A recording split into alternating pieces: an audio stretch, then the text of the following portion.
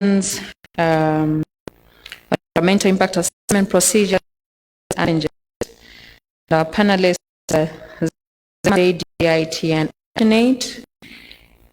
And then we have a panel discussion on taxation community benefits, where we have tax experts, CCZ, Diaconia, and Save Environment People Agency. So those were the sessions that we are supposed to do. So the way we're going to proceed this morning, we will finish the panel discussions for yesterday, and then we will jump to our day 2, where we are going to have a panel discussion on community rights and security and policies, and then also a panel discussion for the role of youth in natural resource management. We are hoping we could do this during the morning session, and then also have the presentation, so that in the afternoon we focus on the breakaway sessions. So without wasting much of the time, I have seen our district commissioners are here. I received an apology early this morning from District Commissioner for Chifunabuli. He received an emergency call, and he had to leave immediately to go to Mansa. So sincere apologies for that. We have our District Commissioner for Choma present, also District Commissioner for Sinazongwe. I will invite our commissioners, the two of them, here. So there will be the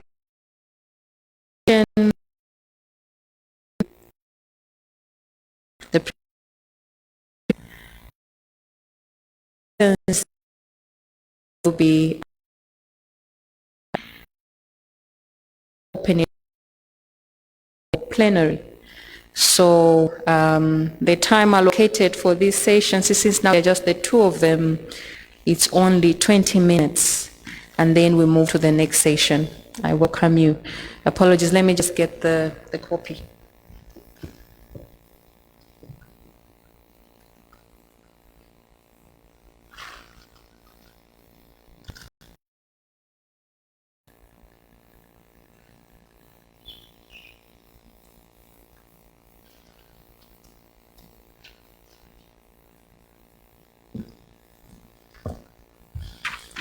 Okay.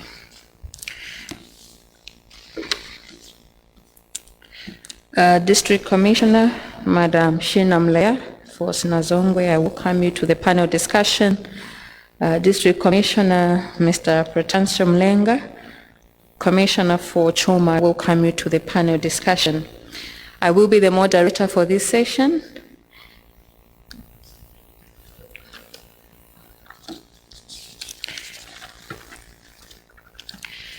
Our panel discussion with the district commissioners is focusing on mining communities, alternative livelihoods. And on this panel, we are also supposed to have Ministry of Chiefs. As part of the panel discussion, I need to find out if Mr. Elijah will be able to join this panel.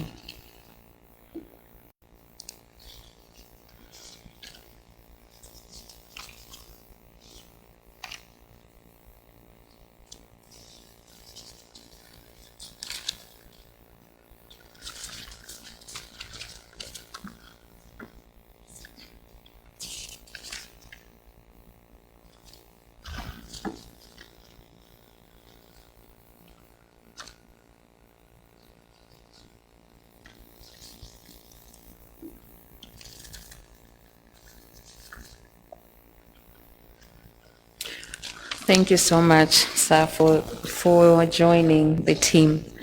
Our panel discussion this morning is focusing on the topic mining communities, alternative livelihoods and interventions. I will be asking the panelists a few questions for them to respond to us, and I will open to the plenary for any questions or clarifications. I welcome you all. How would you explain the relationship between extractives and alternative livelihoods planning in Zambia and in this case in your districts? So we could start with Madam Shinamle. Thank you so much, Madam Moderator. Good morning, Your Royal Highness, and good morning, everyone. First, word planning is underlined there. I would specifically talk about Snazongwe. It's what engages everyone. They say the best is you engage everyone as you are planning. So I feel when these mining companies are coming to any district, they should come with their plan and they should engage everyone. First and foremost, we have to know what they've come to do and how they'll plant back in the community. This is what we call corporate social responsibility. And the planning session should actually include everyone, including the traditional leaders, community leaders, and also the government or maybe provincial administration. I would say this would actually smoothens every planning, because when everyone is engaged, we lessen up frictions. Other than they plan maybe from the higher authority, then it comes down to the district. And then when it backfires, it goes back again to the district. I think the best planning is when you engage the local leadership and the local people. So with Snazongwe, I would rather it starts from there and it goes up.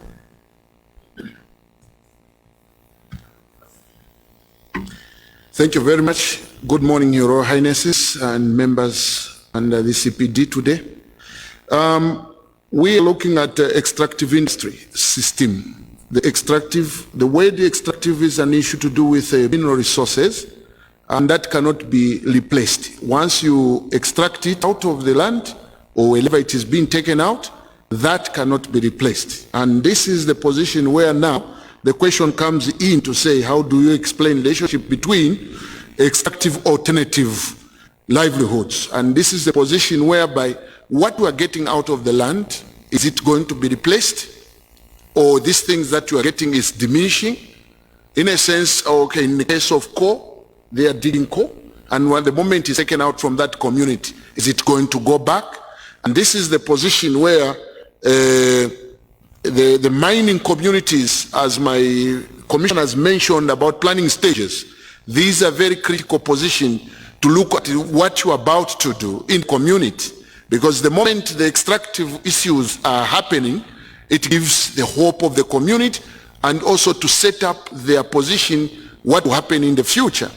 And so for us as a government, we would like to see that the preparedness on both matters between the investor and also the community, and also to look at this mineral that is going to be extracted from that position. It may not be there next future.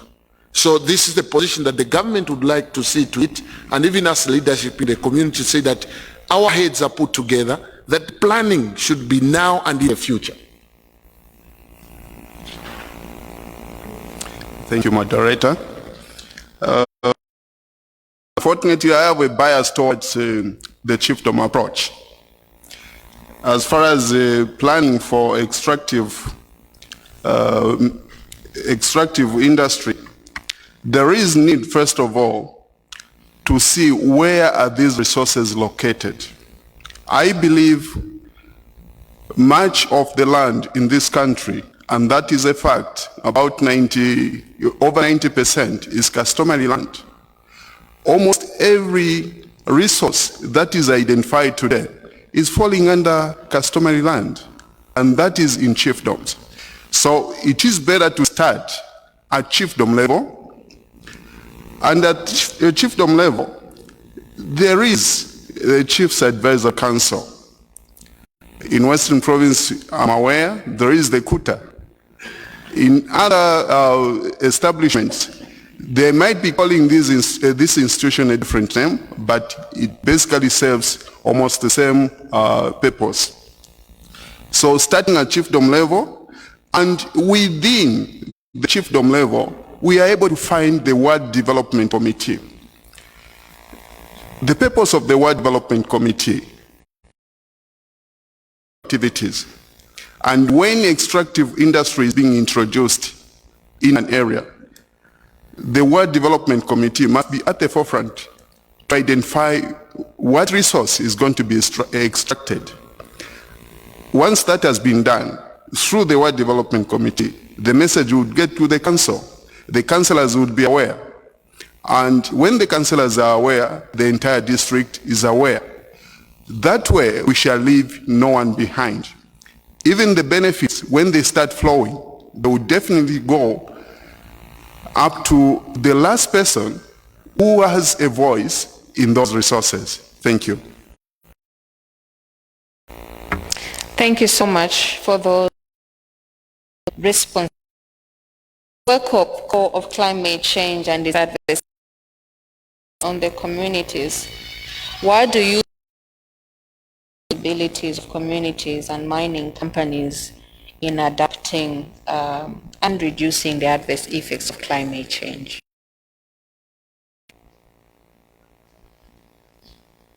I will repeat the question again. We are in the time of climate change, and what do you think would be the role of the communities as well as the mining companies in addressing the effects of climate change, and how best can we have it reduced?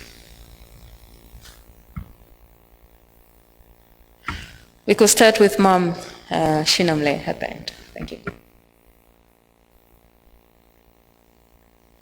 The community engagement, we have to engage the community and also the mining companies around.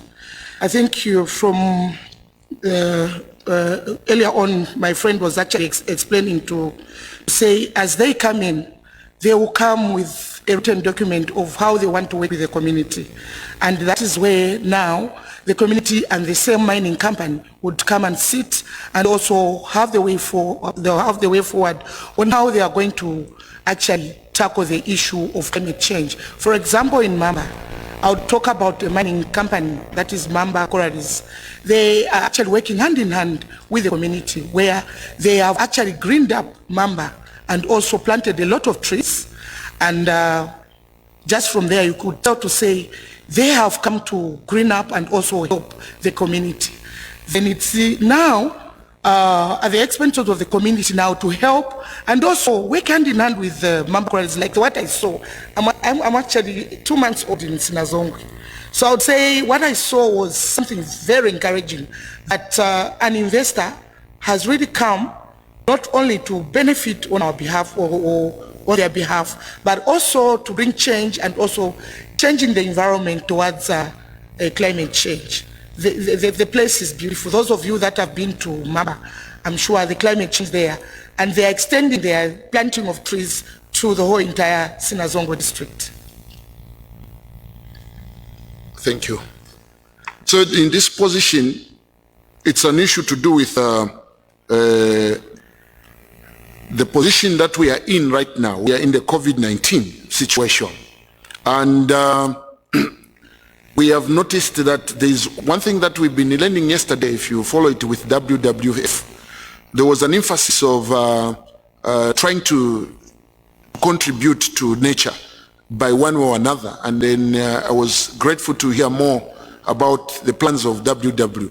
But with this question that comes in to say, in the wake of climate change and other adverse effects on communities, and then we look at issues to do with COVID-19. I think I'm sure the moderator, that's what you mentioned, on COVID-19. With these close mining or any other industry that surrounds us, because we may be in the community.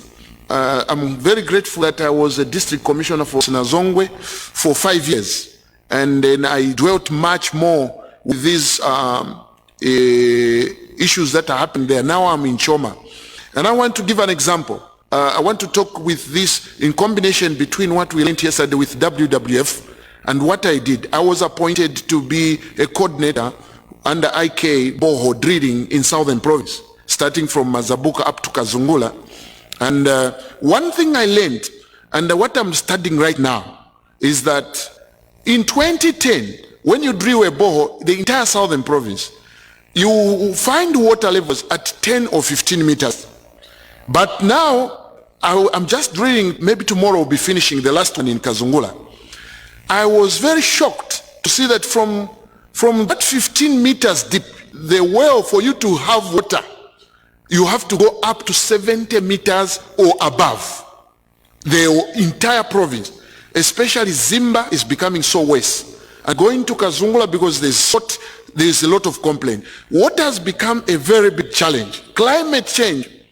And because of this situation that surrounds us of tree cutting and a concern that the chiefs raised yesterday of charcoal burners, cutting trees carelessly, these are also applied under COVID-19, that the social corporate responsibility out with these mining sectors. Without them engaging their Royal Highnesses and engaging the government at district level, it becomes a very subject, because these mines, when they come with their corporate social responsibility, they may not take a position of water, because we are saying we are fighting COVID. We need adequate water. We need even these water companies to supply water 24/7, even if we have load shedding.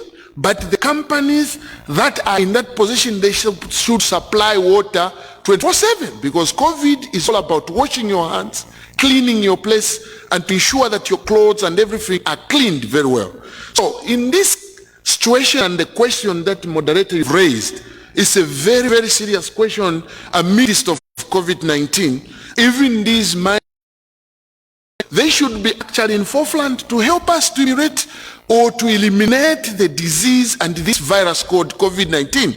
If they don't come to help us, one COVID-19, it may penetrate, the disease may penetrate the entire community to have the problem. Even when you take them to the hospital, you find that it will be congested and there will be no one to treat them. So I would like to see to it that now their Royal Highnesses and our district administrations, we get into engagement to ensure that the first priority in this COVID-19 is tackled. Where do we need a help, especially water? So that's my position as of now. Thank you, moderator. Thank you. The district commissioners have identified, already pointed out the major drivers for climate change. If we were to address the issue in terms of seeing the roles of both the mining companies and the communities, we need to identify what are the drivers of climate change in that particular area, because we need to play our role in a specific area so that we counter the issue of climate change. Therefore, there is need to enter into agreements on corporate social responsibility so that we can avoid what has been happening in the recent past, where a company would promise to do certain things, but as you proceed, they end up leaving you on the way. Once they accrue the profits from that area, they leave you now with the ditches that have been dug, and perhaps as they bring that development, they clear large portions of land which cannot be resuscitated. In that line as well, there is need for these mining companies to take up a role of countering the adverse effects that they are bringing to the area where they are carrying out their mining activities, so that they leave it somehow better or much better than they found it. Because it has to be a win-win for the community. Once a mining company leaves that area, the community will continue nursing the wounds that have been done to the environment. A typical example is the Kalengwa mine. I've picked on that because I've just been very close to that area.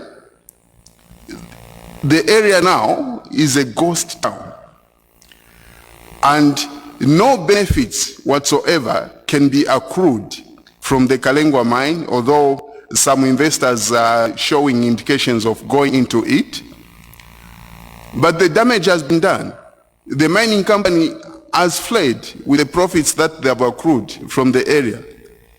The community remains as it was, maybe even worse than they were found.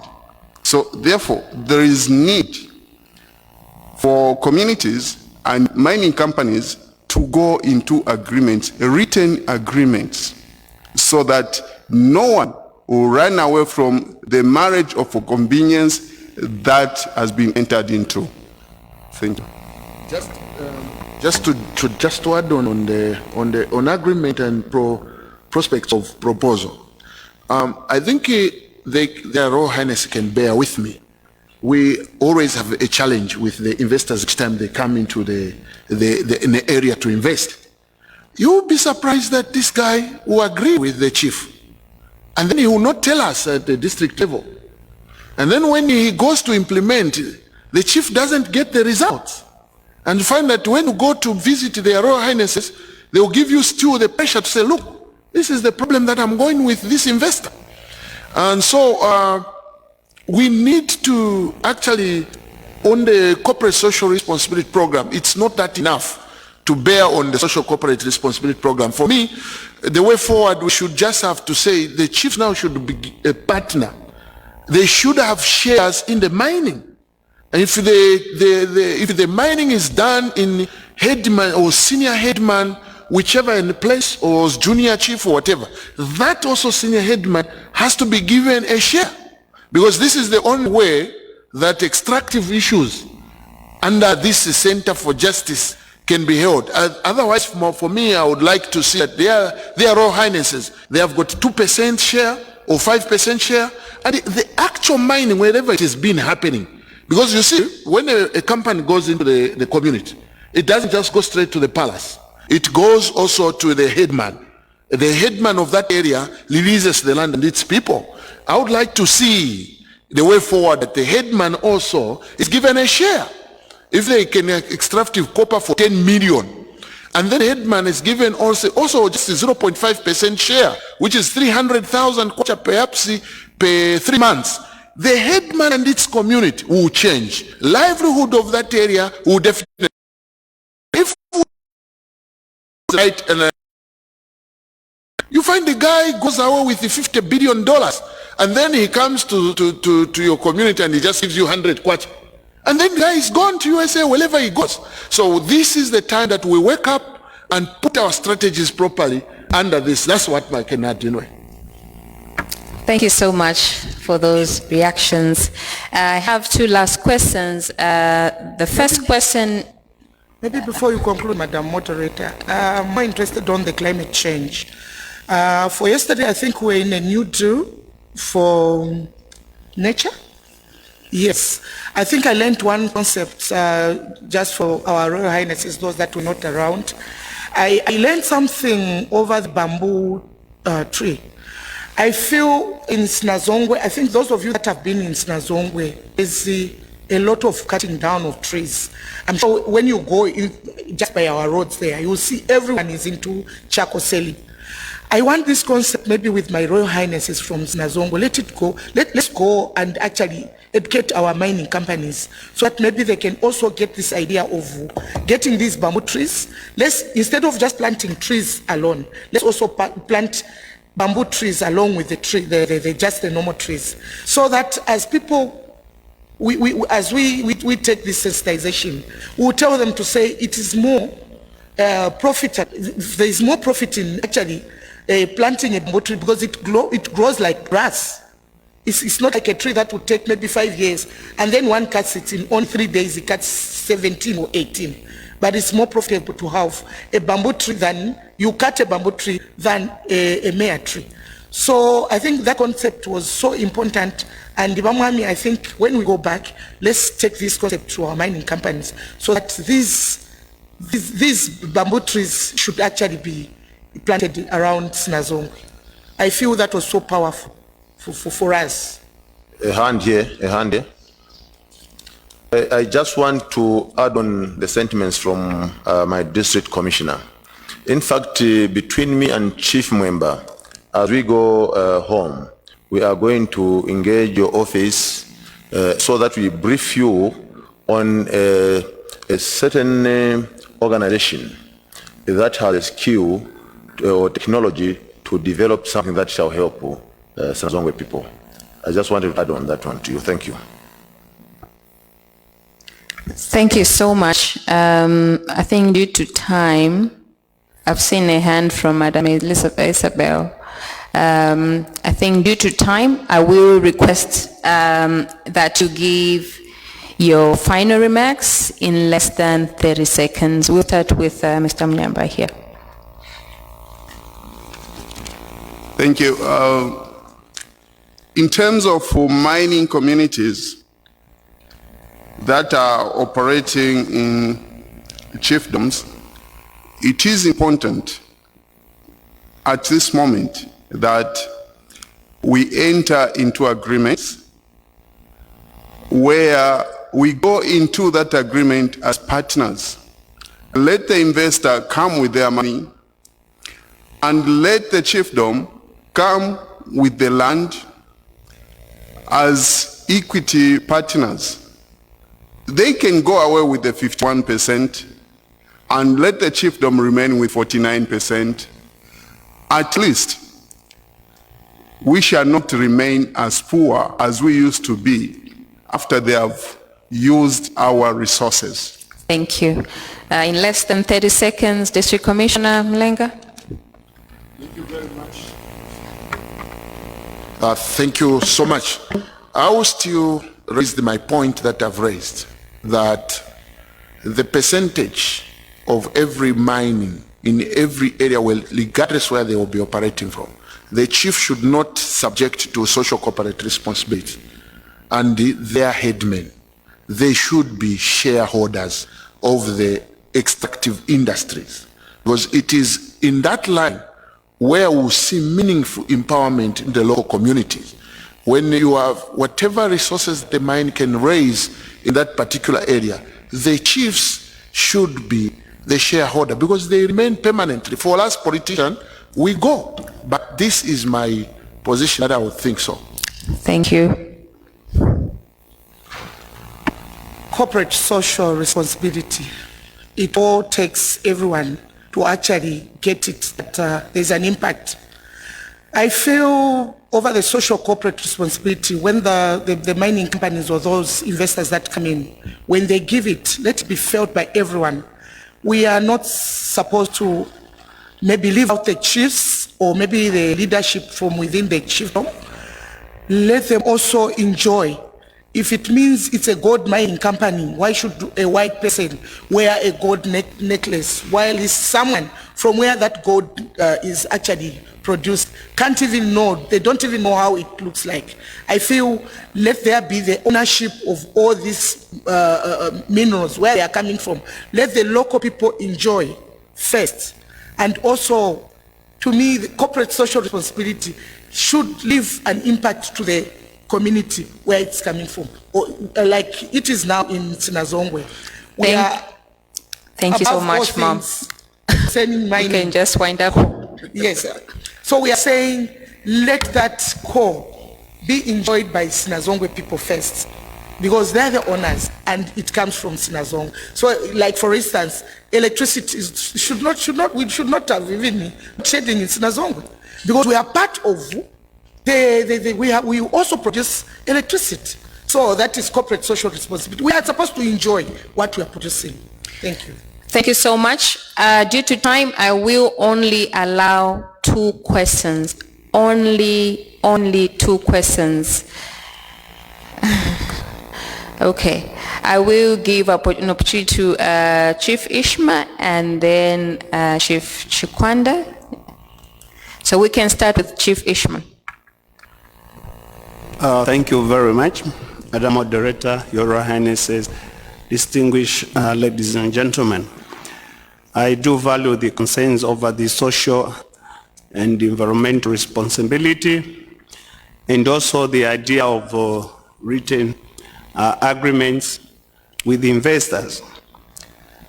I also want to agree with the submissions that chiefs should have shares. The problem that we have with our investors when they come, I would want to give a practical example. I invited Anglo-American, for example, to my region. And when they came, they told me that they have a company policy. We had our own priorities as a community so that they address the concerns of our local community. Therefore, how do we go about this issue where we are the people that we have the resources which they are coming for, but then they are sort of dictating to us to give what they want and not what we want. Thank you.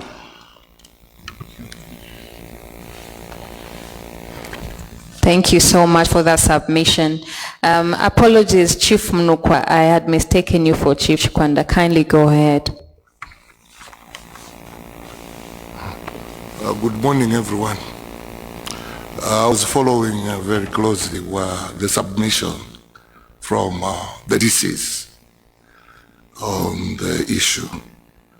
Now, looking at the DCs, they are part of government. Government that has a policy of decentralization. And I would want, when they are speaking, they are representing the government, wanted to know the policies that could help. For example, they are chairman of their DDC, District Development Coordinating Committees. I think the DCs chair them. How do they involve the chiefs or the traditional leadership? Because that is the fora where such issues like we are discussing can be discussed. Because we will feel that as traditional leaders, we are together with government now in trying to discuss with the companies what we want them to do. Chiefdoms on their own, yes, there are some initiatives. Some chiefdoms have negotiated with companies on their own. I know a few areas, like in, take for example in Ndola, Senior Chief Chiwala. You go to Sorweze, chiefs have taken initiatives to discuss with companies on their own. But should it be like this every time? No, it should be together with government. And especially you who are in the districts must be carrying the news from government that what we want to be done with regard to social responsibility is this. Companies may have what we call their own policies, but those policies are for themselves making money in your areas. So you want to make sure that your people also benefit. So we want government through the DCs. Because you haven't mentioned any policies to deal with this issue here. You've been talking as just like us now complaining. So no, what should we do? No, we wanted to hear from you that as far as government is concerned, at your level of decentralization, you have been given the mandate to work with chiefs to achieve this. So I haven't heard that. Thank you. Thank you so much for those two submissions. We are not taking any more questions. We're only restricted to 2 questions. I will allow the district commissioners to highlight a few policies that are in place representing government. What are some of the policies that are in place that are protecting or can protect the communities, the host communities of the mineral resources that God has blessed us? Please be brief. We need to go in the second session, but make sure that your response satisfies our Royal Highnesses. Please go ahead, Madam Shina. Thank you.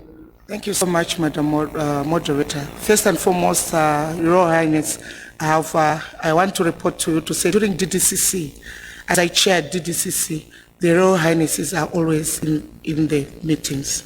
And you know they have a pillar. This time we don't report as a department, we report using pillars. So chiefs are very important during that time. We get consultation and also their views and also their contributions are soaked in. Yeah, quite okay. Policies are there, and some of them are still in drafts though, but in Sinazongo, I would say, in my district, the policy of corporate social responsibility is there.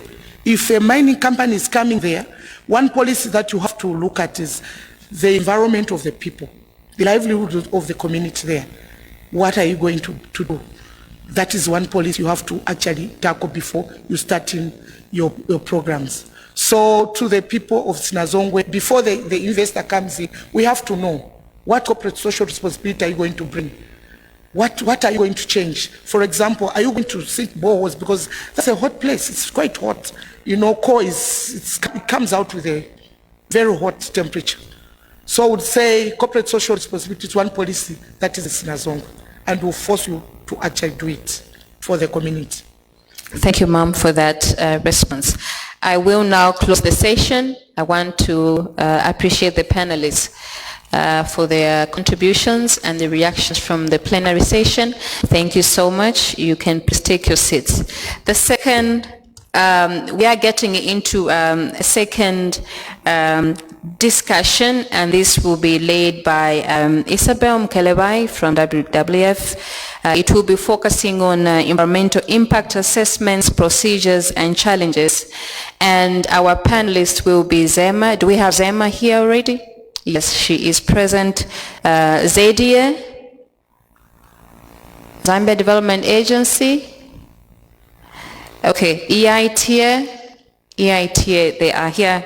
And then ActionAid Geoffrey. Please kindly come forward. I will now hand over to Madam Isabel to take up this session.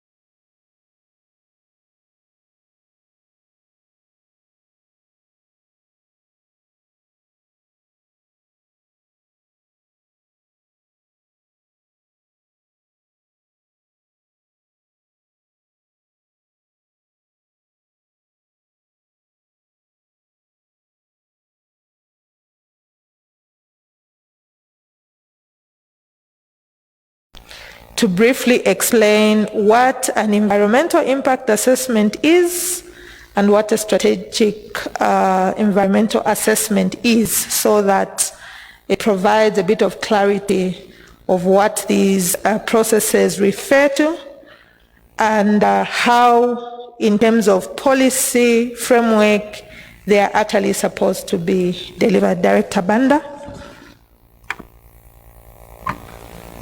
Thank you, Madam Program Coordinator. Good morning, everyone. Your Royal Highnesses, government officials present, the civil society and other delegates. Allow me just to say all protocols observed.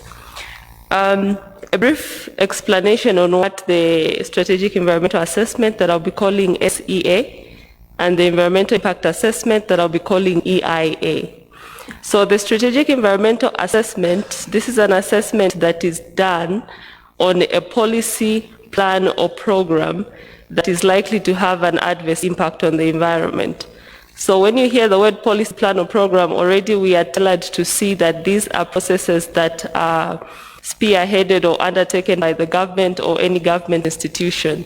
So in terms of the Environmental Management Act, there is a requirement that before that policy plan or program is adopted by the government, that policy plan or program must go through the strategic environmental assessment so that we are able to identify what the possible impacts associated with the implementation of that policy.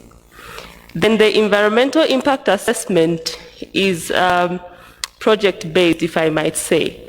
So we have a strategic environmental assessment at policy level. Then once the strategic environmental assessment has been adopted, and then a particular individual wants then to set up a specific project. So if I can give an example, a person then wants to set up a service station. So that particular service station would have to go through the environmental impact assessment process. So the EIA is meant basically to assess the impacts that would be associated to a particular project. So you then notice that the SEA is more on a broader scale, while the EIA is project-based and then it's at a project level. So in terms of how the two relate to each other, in terms of practicalities and the way the EMA has been structured, the requirement is that firstly, there must be an SEA done. So for example, if we're looking at Lusaka, since I gave the example of a service station, what the expectation would be if we're dealing with service stations is that we should have a strategic environmental assessment that is going to be done on service stations in Lusaka, so that you identify what is the carrying capacity for Lusaka, where can they sit, how many can be in which area. Once that is approved, then now the individual service stations that will be located in specific areas would then have to go through the EIA. In summary, that's what I can say. Thank you. Thank you very much. I just realized that when we started the conversation, I didn't allow for the full introduction of Director Banda. Director, I think you're the only one that perhaps people may not necessarily know. The other two colleagues were introduced ably.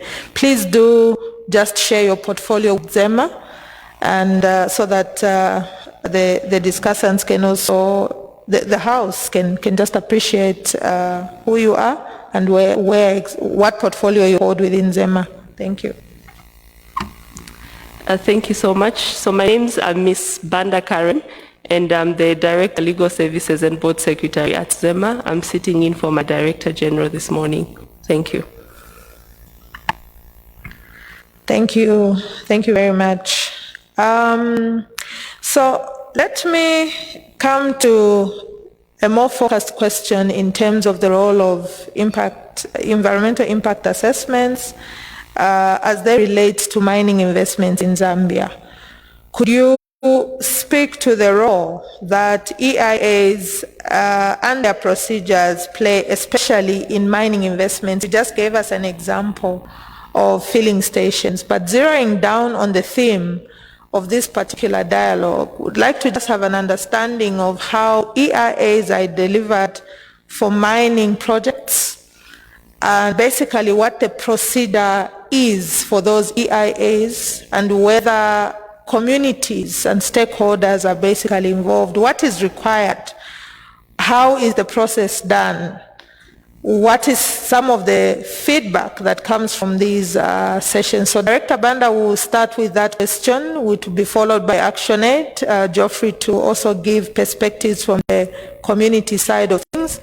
And IATA, perhaps you could zero in on community experiences where a local civil society organization has been involved and what their feel in terms of procedure is. Is it easy for them to get involved in EIAs? Director Banda.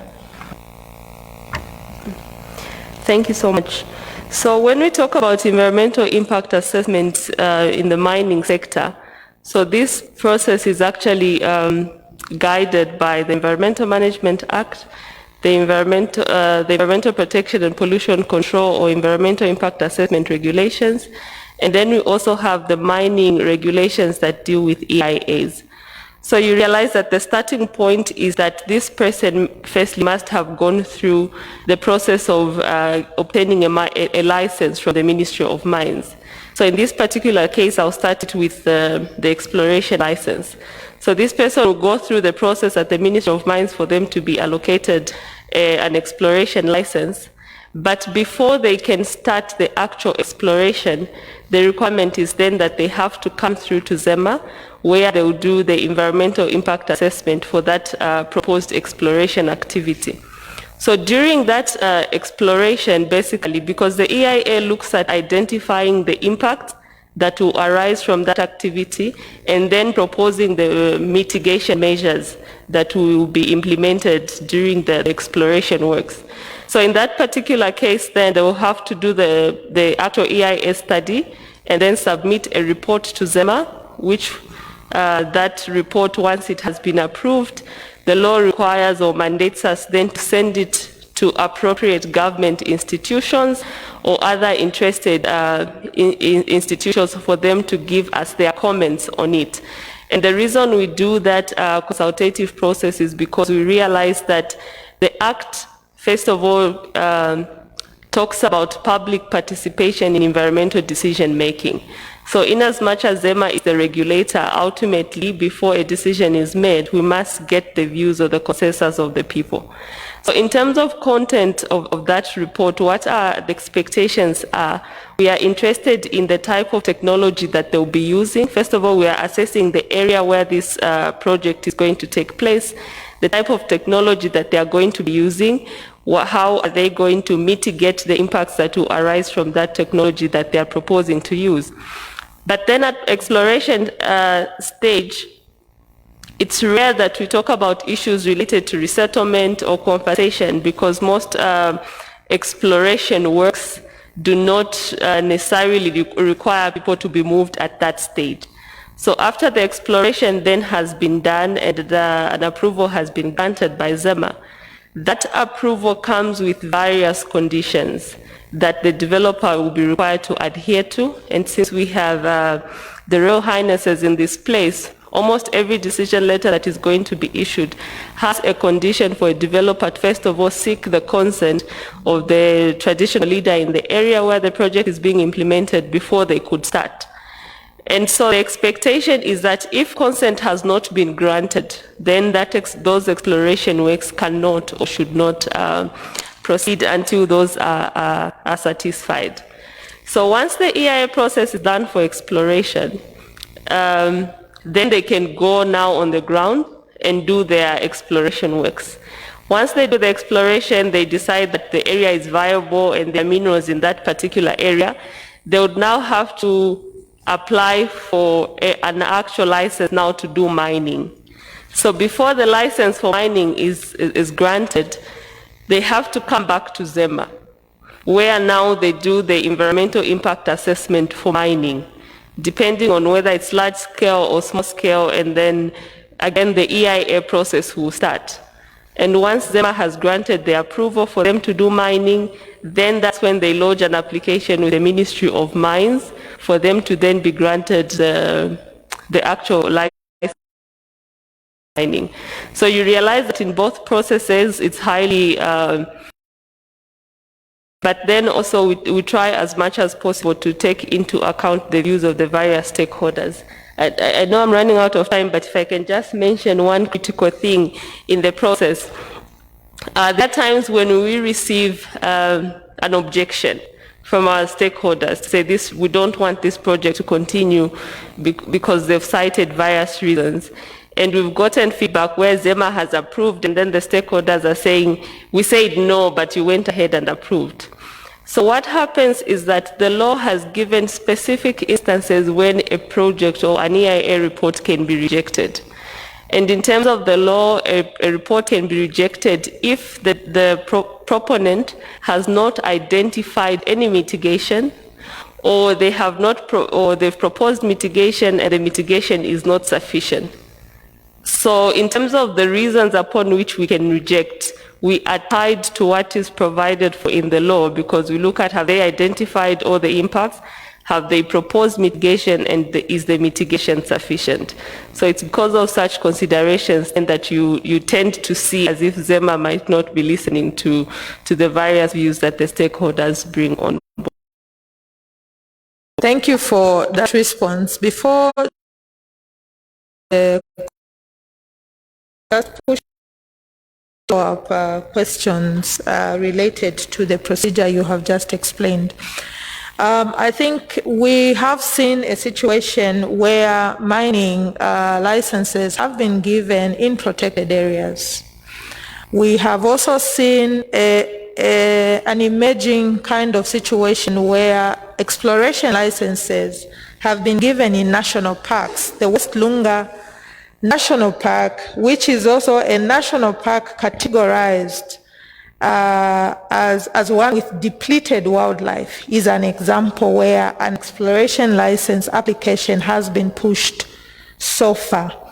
We did have the Lower Zambezi case, and of course we've had other cases where other types of mining activities are proposed along sensitive areas in terms of water resources.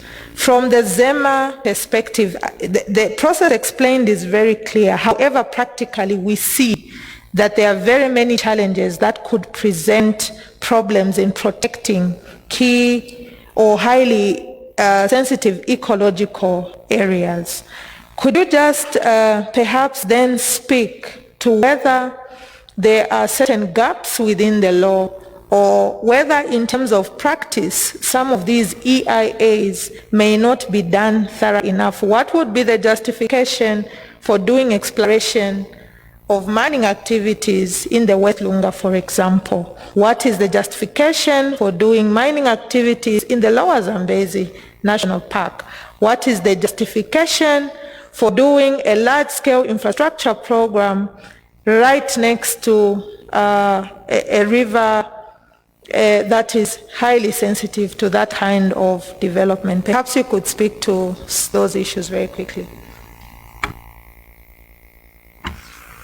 Thank you very much. Allow me to place a disclaimer that on the justification on the issuance of mining licenses, I'm thinking the Ministry of Mines would be better placed to answer in terms of the considerations that they take into account in issuing the licenses.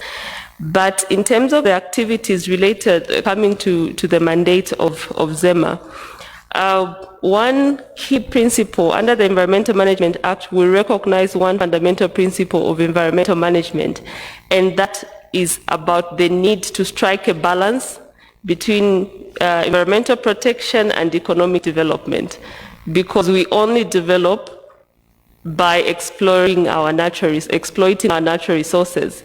But tied to that is the principle of sustainable use. In as much as we are exploiting our natural resources, this must be done in an environmentally sustainable manner. So the way the Act currently on environmental management is couched is that the fact that a proposed activity is taking place in an environmentally protected area, in a national park, for example, that in itself is not a bar on whether or not that activity should take place. But the fact that it's sitting in a national park qualifies it to go through the EIA. Because if it was not in the national park, it was just in any other area, then the adverse effects might not be, the presumption for adverse effects might not arise. So the issue then that needs to be then assessed critically in the EIA is that this project is being proposed in an environmentally sensitive area. What are the risks that are associated to this, and have these risks been adequately mitigated? So those are the issues that we look at in terms of assessment. And then there have been instances, looking at the examples you've given, where Zema says, in as much as you are saying this can be mitigated, this can't go on. And then the project cannot go on, and then an approval is not granted.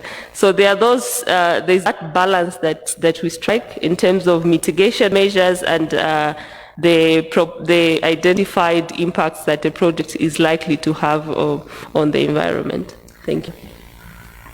Sinead? Good morning, everyone.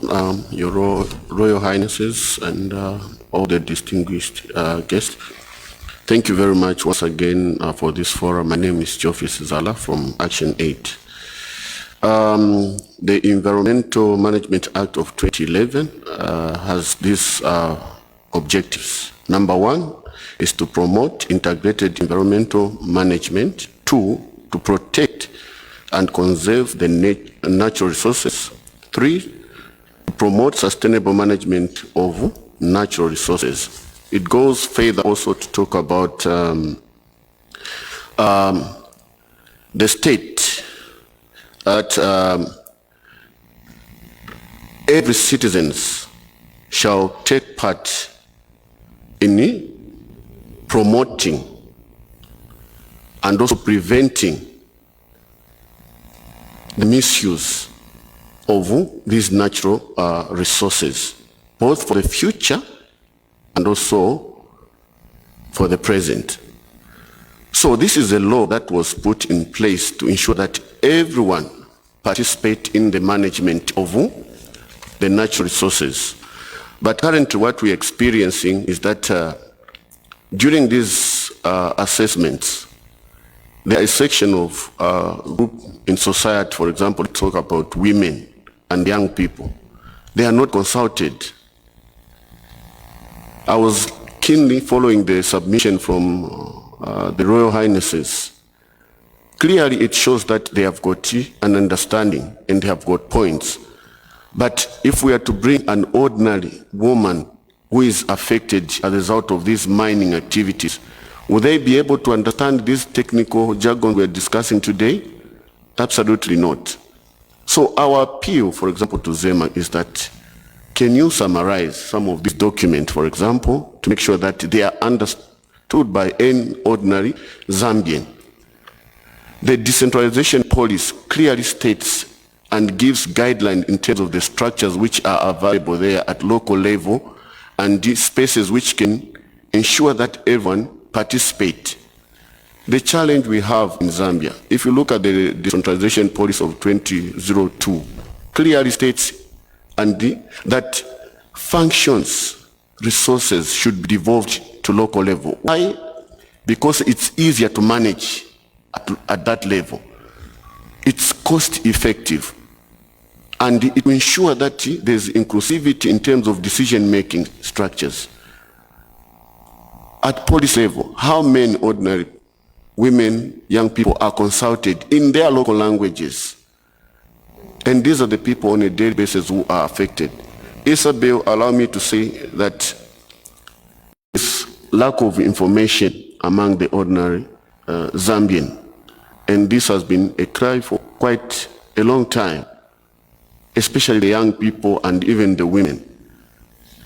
For example, let's talk about issues of displacement. We know that mining activities are quite a high-risk undertaking, and sometimes they attract displacement. The compensation which are there are the ordinary citizens being consulted. So we find that even their livelihood, it changes. We move them from the place where they have inherited for many, many years. You take them elsewhere. There's no water, there's no schools, there's no pay parks. And simply because we are taking advantage of these people, because they don't understand these jargons, this technical language we are doing. Yesterday, someone mentioned about Botswana. Botswana is a role model. On Friday, like tomorrow, most of the people in Botswana, they'll be rushing to go into their villages because it's so developed. If you go to Namibia, at Katima, they came to Zambia and learned about the decentralization policy. Just go and see Katima, the way it is developed. People from Sesheke, they go there to buy groceries and stuff like that. It's about action and also devolving the functions and the resources to local level so that it can be better managed. You've heard the knowledges from all our Royal Highnesses. Young people, they have got the technical know-how. They are innovative. So I think for me, the issue of participation in decision-making, policy formulation, and also development of these processes, it's number one on the agenda for Action Aid. Thank you. Thank you, Mr. Sanzala. Mr. Mandawande? Okay. Thank you very much, Isabel. I just wanted to make one clarification that, not really a clarification per se, but just to add on what the director from ZEMA was saying, is that the environmental impact assessment actually is done by the company that would want to do a developmental project. They hire a consultant to help them do the assessment. So it's not really done by ZEMA itself. ZEMA actually just looks at the document and sees if really they're adhering to or they're complying to the guidelines that ZEMA has. So maybe the Isabel mentioned that I experience. I think we've done environmental impact assessment process in this country. To agree with what my brother is saying here, that if you look at the EIA report for a mining company, for instance, it could be a document that is 300 or 200 pages. Honestly, I'm thinking, how can communities really monitor the obligations that the company has made? So the challenge maybe that would be there, that yes, the company could have committed to say, this is how we are going to mitigate the impacts. But the question that somebody can ask is that how communities monitor whether the company is adhering to the mitigation when this document is quite too big for them. I've been to some districts whereby you even go to the DC's office, they don't even have EIAs for the companies that are operating in the areas. So you imagine if the government office does not even have a copy of that document, what about the communities themselves? So the process itself, I think, is a very, very good process. I think the consultation is there, but what is important for me is how can you monitor the process in terms of going beyond the consultation process? We have some cases. There's an example of one of our activities in Eastern Province where a consultant asked community members whether there's, sorry, it's not a joke, but this is serious. Asked community members whether there's anybody whoever wants to receive some lunch should put up their hand. And everybody puts up their hand. Then they took a picture. And they said, when this question, we asked the communities whether they would want this project to take place or not, and everybody's hand was up. And the picture was there showing that everybody had agreed, but the question that was asked was about lunch, not necessarily the project. So what I'm trying to say is that maybe what is important is for traditional leaders, civil society, government departments who work together in terms of having capacity to monitor the mitigation impacts that that project would bring to the community. Otherwise, the process itself, for me, I feel it's a very good initiative, but it's all about enforcement. And the idea of communities having that document, and I can maybe ask if anyone of our traditional leaders here, those who have projects, it's not just about mining. The EIAs are for any developmental project. Do you even have copies of these EIAs for the projects that are happening in your community? And if you have the copies of those documents, what are you doing with them? Are you monitoring those projects whatsoever? Are you ensuring that ZEMA is equally following up with the companies to see whether they are adhering to the obligations that they made? So basically, I think that's what I can say with our experience with working with communities on the EIA process. Thank you very much, Mr. Mwandawande. Building on that submission, I think the next question perhaps would be, do communities have a fairly good understanding of projects that are planned in their area so that they're able to structure some kind of engagement around proposed EIA for these projects? So I think the question there is to try and understand whether communities do have some kind of information around the local plans in their areas. And if these local plans show that there are large-scale developments coming, how is that coordination happening practically? What is the level of capacity building that is also going down to the community level in as far as EIAs are concerned? I think you did say that sometimes the report is bulky. Mr. Sianzala also spoke to the fact that sometimes it's not a matter of summarizing the report, it's simplicity and the difference. You can summarize a highly technical report and it still remains technical. The question is, do communities understand what the EIA is saying?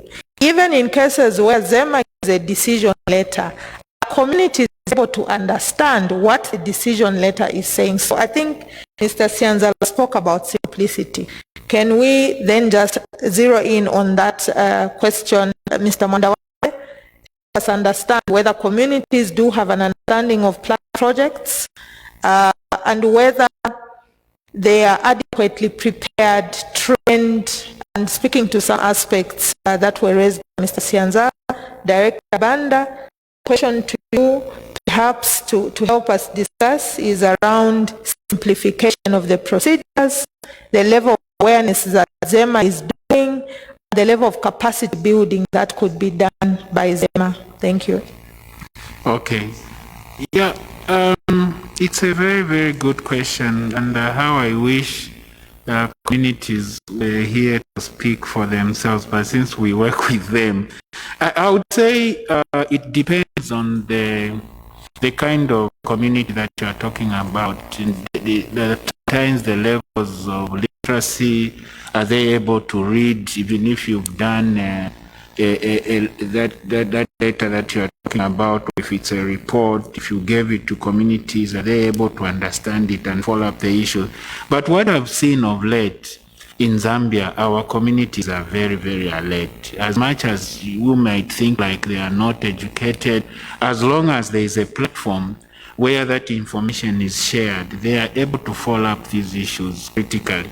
In most of the communities that we've worked with, I think communities have shown that despite that they may not have knowledge, but I think for me, when we talk about communities, we really need to define a demographic group of the community in terms of the kind of livelihoods. For instance, in a mining community, if you are talking about a mining company is going to bring jobs, I mean, the youths, the young people are so excited. They want, of course, the young people would want that investment. The elderly people will be telling you, no, this mining company is going to affect our agricultural livelihood, our pastoral places. So the elderly people might resent. Women equally are looking at the mining investments bringing social facilities such. So the different demographic groups will have different ideas on how they perceive that investment. So the understanding can be there, but it's different in terms of what kind of the needs that that demographic group has. But I can say that for me, I feel that communities really understand these things, but they need support in terms of how do they are grieved, for instance, where are they supposed to go? And maybe my sister from Zema, we just want to encourage you to open as much, to decentralize your operations as much as you can do. I don't know whether we have Zema office in Western Province or in Wapula. Normally there are these regions that are there, but they are not that decentralized. You wouldn't find Zema in every district. I think they have regions, how they operate, but I think this office is needed to be closer, especially in areas where there are mining activities. And we also have the mining bureaus in this country in a number of provinces, but I think we've seen that they are not so decentralized to be closer to communities in terms of when communities need them to engage them about the issues to do with the EIAs and other issues that arise from mining. But all in all, I just want to mention that in Zambia, this issue of English, my brother mentioned, we've taken it for granted. All these documents that are written in English, everybody is supposed to read them. It's not everybody who can read them. Need to simplify them, put them in the local languages. Maybe we need to do more. For instance, you get messages from an EIA, get the commitments that the company has made, put them in local languages. Communities are able to follow up that kind of a message. Otherwise, yes, the EIA process, we just see the excitement when the company is just about to set up the investment. The moment that is done, no one even talks about the EIA. Yeah. Okay. Director Banda, do you want to add? Thank you so much. Probably I could start with the decentralization that my colleague has talked about. I think at this stage and in this era, it cannot be overemphasized that really environmental services need to be decentralized, and that the process is actually underway because the Act, for example, in as much as we can't have offices everywhere in the country, the Act allows us to appoint honorary inspectors in each region. Then those honorary inspectors will act as agents of Zema where environmental matters are concerned. So there's actually a process that has already started where we intend to engage honorary inspectors as a way of decentralizing our services. And also my colleague here earlier talked about devolution. Currently there's a government policy on devolution that is taking place, and the engagements that we've been having with our ministry is actually to devolve certain functions of Zema to the local authorities, because almost every place you go to in Zambia has a local authority there. So there is that process that is taking place. Coming to the issue of simplicity, again, I couldn't agree more, because if you look at the current legal structure in terms of EIA, there's an obligation on the developer to say that at the time that they are advertising their project in the newspapers and placing them in those public places, they must translate them in a language that the local people understand. But then from a regulatory perspective, translating it in a local language itself is not enough. Because, for example, even if you say this mining company is trying to explain that, no, in this process, we're not going to use mercury, we'll use cyanide.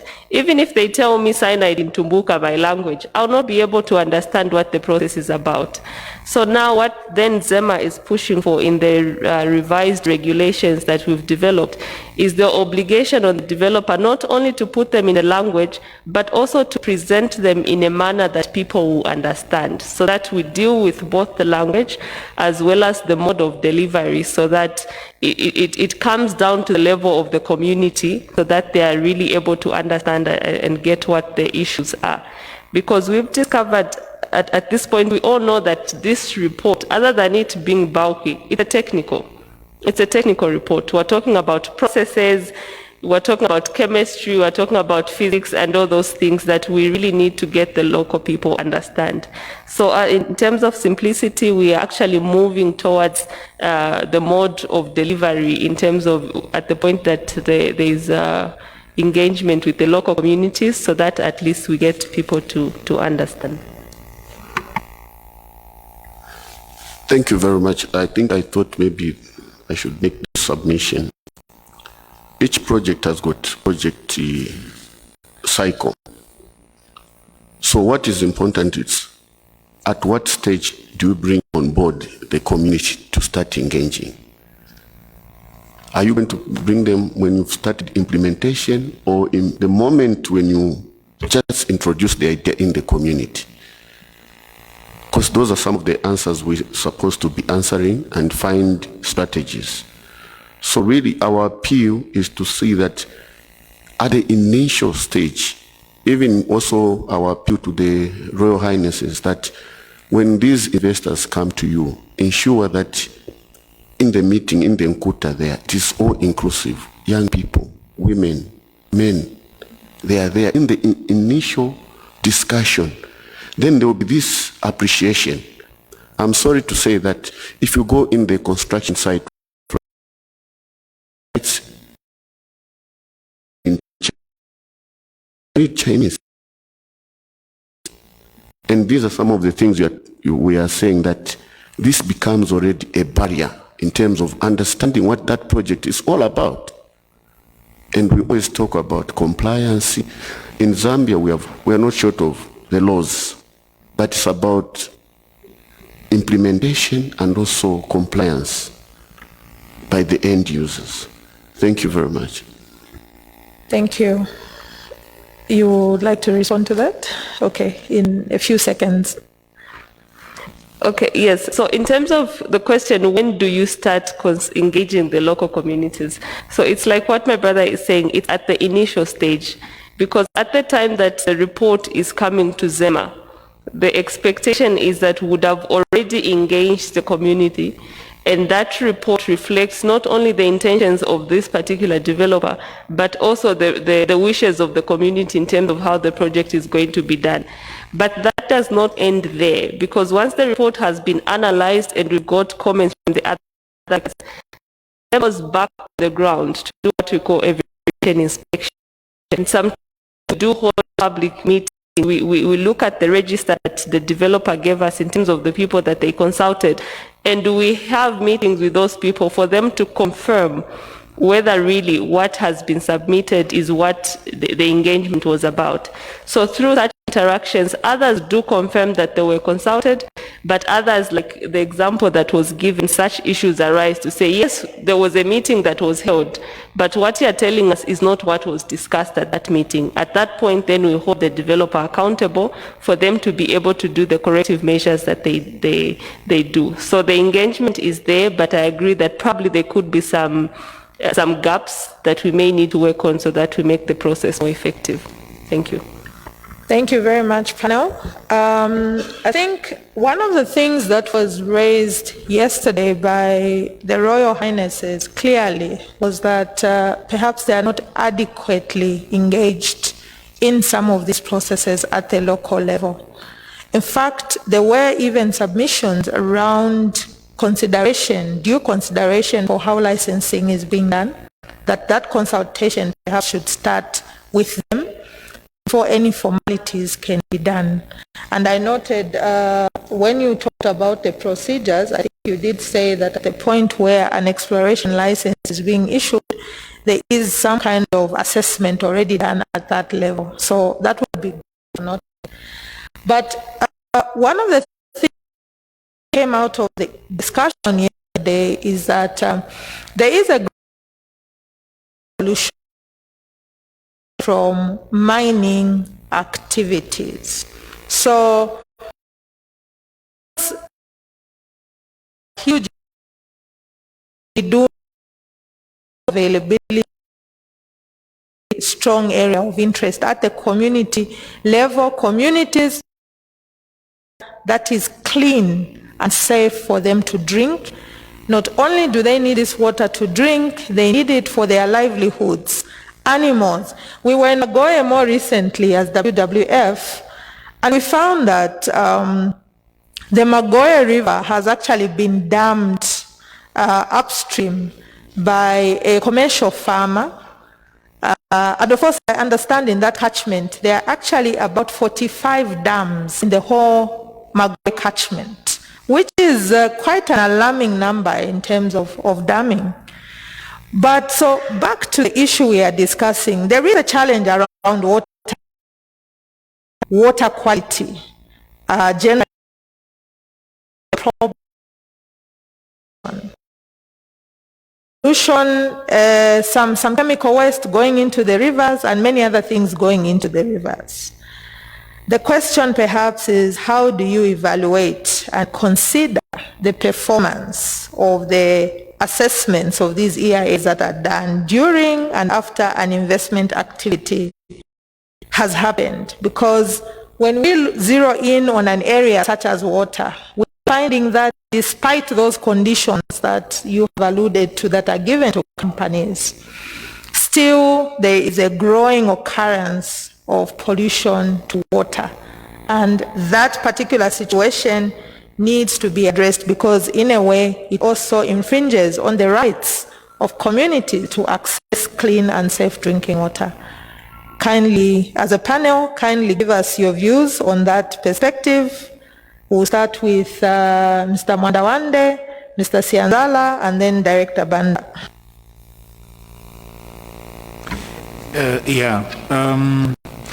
Water is life, and I agree with you, Isabel. The only challenge that we have with environmental issues is that they are scientific, and for you to prove that there's been some water pollution, you need to have a scientific, you have to have had the scientific assessment. And what we see is that most of our communities will tell you our water is polluted. But you know, in a layman's language, yes, there's pollution, but we want, what is their proof? What kind of proof do they have that this water is really polluted? We've had instances where communities have complained.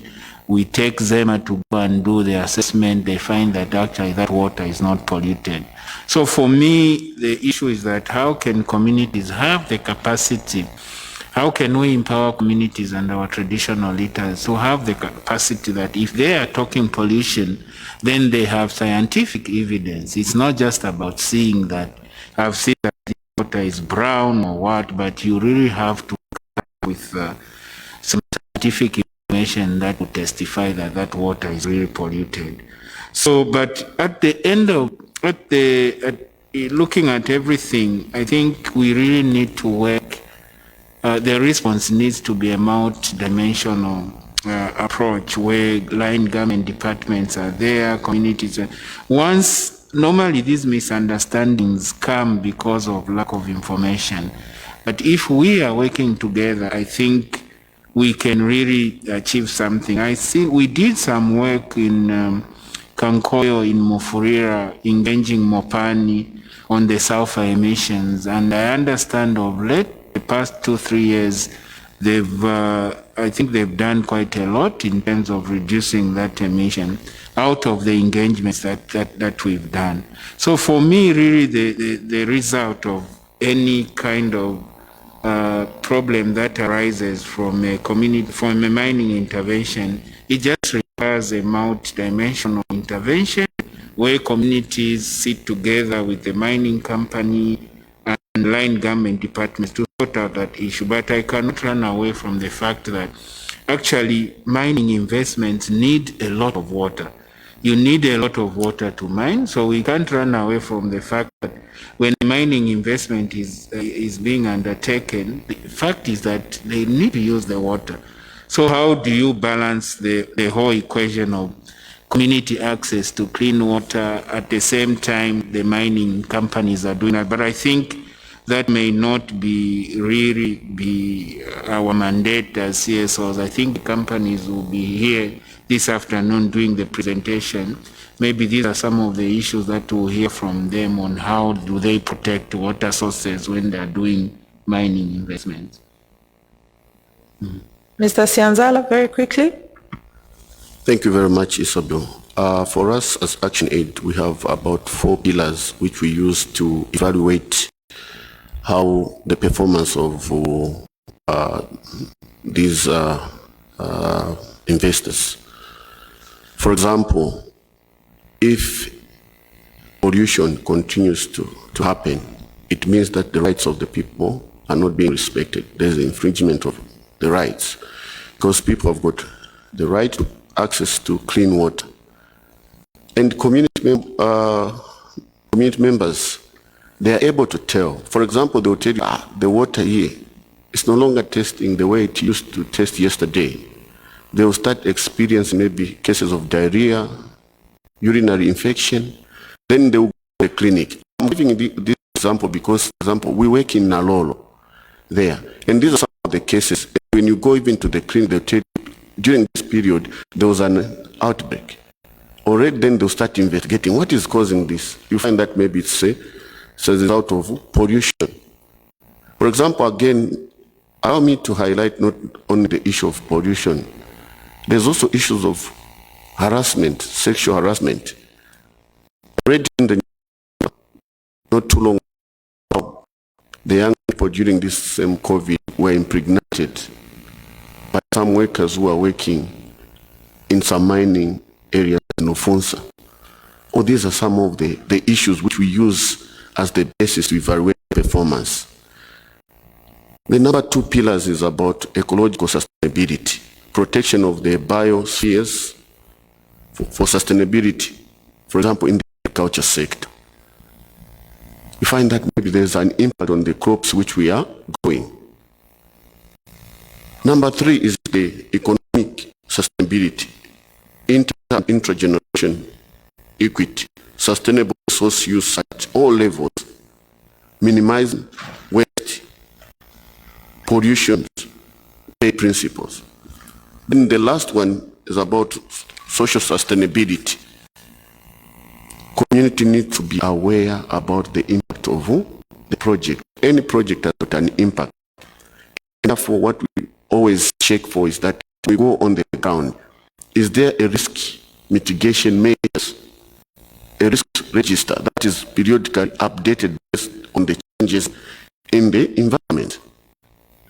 Is there transparency in the way things are done? Involvement of the community. So really for us, Isabel, if there's continuation of violation of these issues, then we is not doing well. But if these things are adhered to, then we can say that the project probably is performing well. Thank you. Thank you, Director. Thank you. I would have loved Wama to be here to talk about the pollution in detail. But from a ZEMA's perspective, pollution arising from mining activities in terms of the practicalities on the ground is that sometimes it does occur.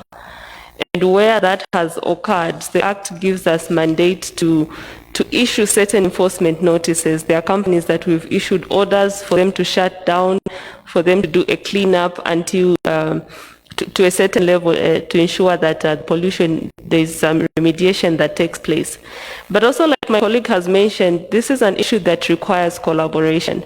If I can just give an example of, there was an incident in Kalushi at some point where there was an accident at the site and then it spilled into the stream, the water started turning purple, the fish died and everything. And as ZEMA, we moved in, we shut down that facility, told them to clean up.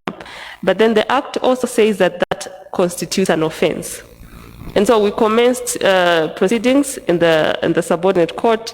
That company was prosecuted, they were convicted, and then they were charged 500 kwacha.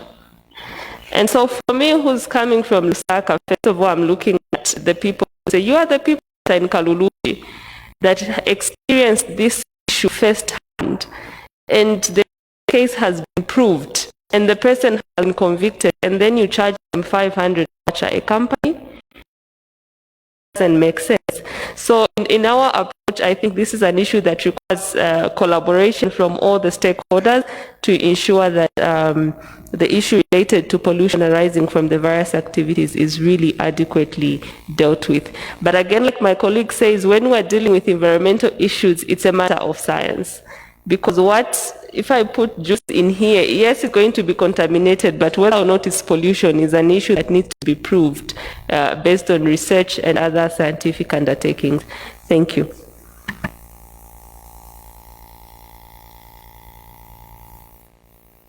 Thank you very much, Director Banda. I'll break the protocol of questions for now. I think you've basically touched on all the questions that I had to ask. Allow me to invite the Royal Highnesses to 2 questions. I'll limit that submission to 2 questions only in the interest of time. Okay, I see 3 hands. I'll take 3 hands, the 3 hands that are up. We'll start with Nduna there, and then we'll come there, and we'll come there. Thank you. You talked about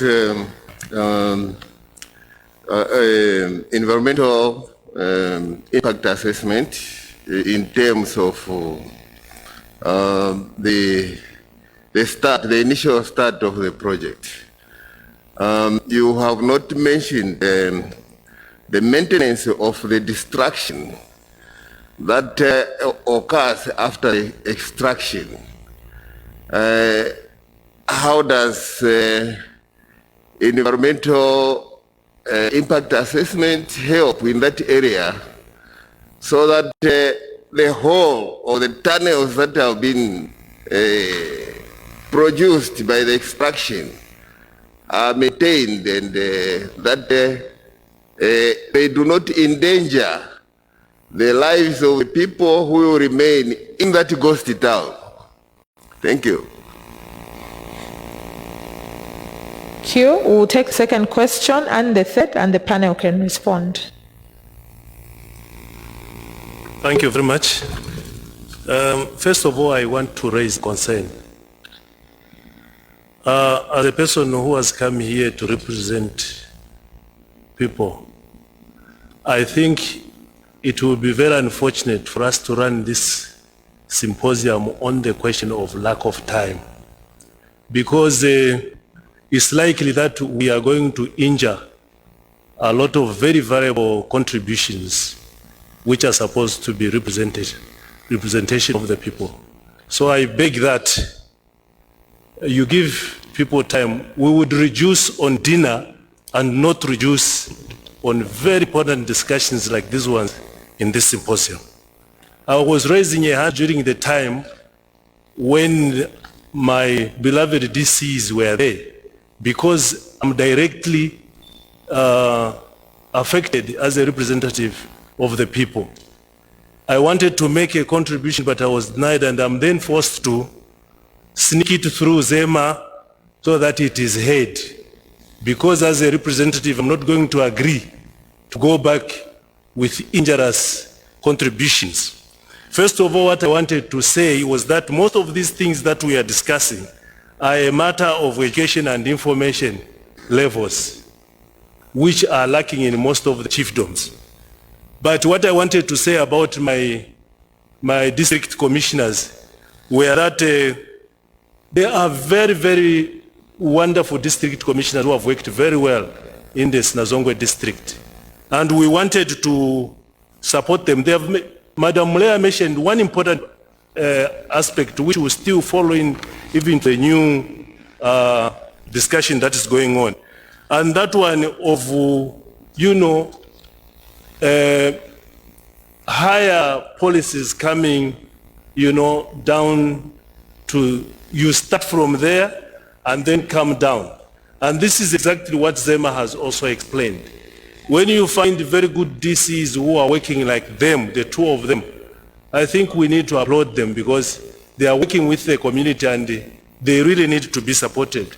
What they need to do is that government must be able to support them in terms of policy, even when the policy says we should start from there. But if there are good suggestions that should begin from the level of the chiefdom, I think that should be acceptable. But that's not being the case. I've tried to write a document on impact, especially with thermal plants. We may be all aware that even developed countries this time are running away from thermal production of electricity because of the pollutants that are going in the atmosphere. Given the explanations that Zema has been explaining, I just want to read one paragraph in my document that I have written. I said, as society advances, we are discovering more pollutants that are contributing to negative climate change effects and global warming. Many of these pollutants come from our mining, manufacturing, and power generating industries. And no matter how much they are minimized, there are always going to be some pollutants that will enter our atmosphere, especially with thermal power plants. And this leads me to say the relevant guidelines by itself cannot guarantee optimal living and workplace environment. Unless effective implementation of guidelines by the responsible authorities are properly ensured, the rapid expansion of power generating activities leads to concerns on the health and safety of the people in and around the plants. So my question to Zema is, how much are they doing to give education to the people that are around the manufacturing plants and the thermal plants in terms of understanding the hazards that come with such kind of mining activities, especially when you are dealing with coal? Already you have mentioned to say there is an issue where you find a license, an exploration license has already been issued by the ministry, and even without the consent of the chief. And so when the exploration license is given, Zema only comes in for impact assessment to come and talk to people when all documentations, relevant documentations have already been done. How do you reconcile or harmonize the rejections that come if the community feels that this thing comes along with hazards that would affect the environment and the community? These are some of the issues that we want to hear from Zema, other than just saying the Act has already put in guidelines that should do A, B, C, D. But how do you harmonize the objections that come at a time when it has already been given by government? Thank you. Thank you very much. Third question. Well, thank you. My question is, I just wanted to find out from Zema, how long does it take for Zema to issue the certificate of environmental impact assessment in order for an applicant start executing the project? Having said this, in my chiefdom, we have gone into partnership through Chikwanda Chiefdom Development Trust with one of the companies in the UK, where we have gone into silk farming, for which I've offloaded 5,000 hectares, and which will create almost 2,000 jobs. And these people, you know, in my chiefdom right now, my subjects, they're impatient because we can't start any work until Zema gives us a certificate to go ahead. Because we have formed a company called Mupika with this company from UK. Mupika Sericulture, it's a silk farming. And you know silk farming comes from worms. So it has become difficult for us because we have been waiting. And again, you know, we are in rains. There are some people who have been displaced and they need compensation. And up to this time, nothing is forthcoming from Zema. But all the processes which we have explained, I salute you. You have done all what you could on the ground. But the bureaucracy, time factor, like one of our moderators there said, you know, project, for those who have done project management, there is always a begin time and a start time and end time. So how long does it take for one to issue a certificate? Thank you. Thank you for those questions. Your Royal Highnesses, can I check if there's a fourth question so that once we respond, we can then open it up to civil society as well to ask their questions? Any additional questions from the Royal Highnesses that we can take? Okay, there being none, panel, please proceed to respond, starting with Director Banda. Thank you, Your Royal Highnesses. For some reason, because we are very fine, we are wearing masks, it's difficult to see if people are following. But from the questions, it's good to know that we are together. So I'll start with the last question. How long does it take for the EIA approval? So because the environmental impact assessments are at two levels. There's the environmental project brief, or EPB, which is at smaller level, and then there's the environmental impact statement, which is at a higher level. So for an EPB, because both processes are dictated by the law. So for an EPB, the law provides for maximum of 45 working days from the time that you pay. So there's a minimum of 30 days, a maximum of 45 working days from the time that you pay. But what delays the process is the processes that are done before you pay. Because first of all, you have to engage a consultant. The consultant has to do the study, prepare the report. They will submit a draft to ZEMA, which ZEMA will review, give it back, depending on how adequately they attend to the comments. So there's that back and forth, and that's where most of the time is lost. But from the time that you actually pay, it's 45 working days for the environmental project brief. Then for the higher level, because that one is more consultative, there are specific consultations that we need to do. So for that one is 65 working days from the time that you pay. So again, before the payment, there is that back and forth that goes on. So because of that back and forth, probably that's why there is that delay. But it also largely depends on quality of the consultant that you get. Because we received reports where the consultant will tell you that I have submitted to ZEMA, and we've been called to meetings to say, ZEMA, we are delaying. And yet when we check our record, that report has not even come. So there is that probably needs to be managed in terms of the actual implementation. The second question, how do we reconcile and harmonize the rejections?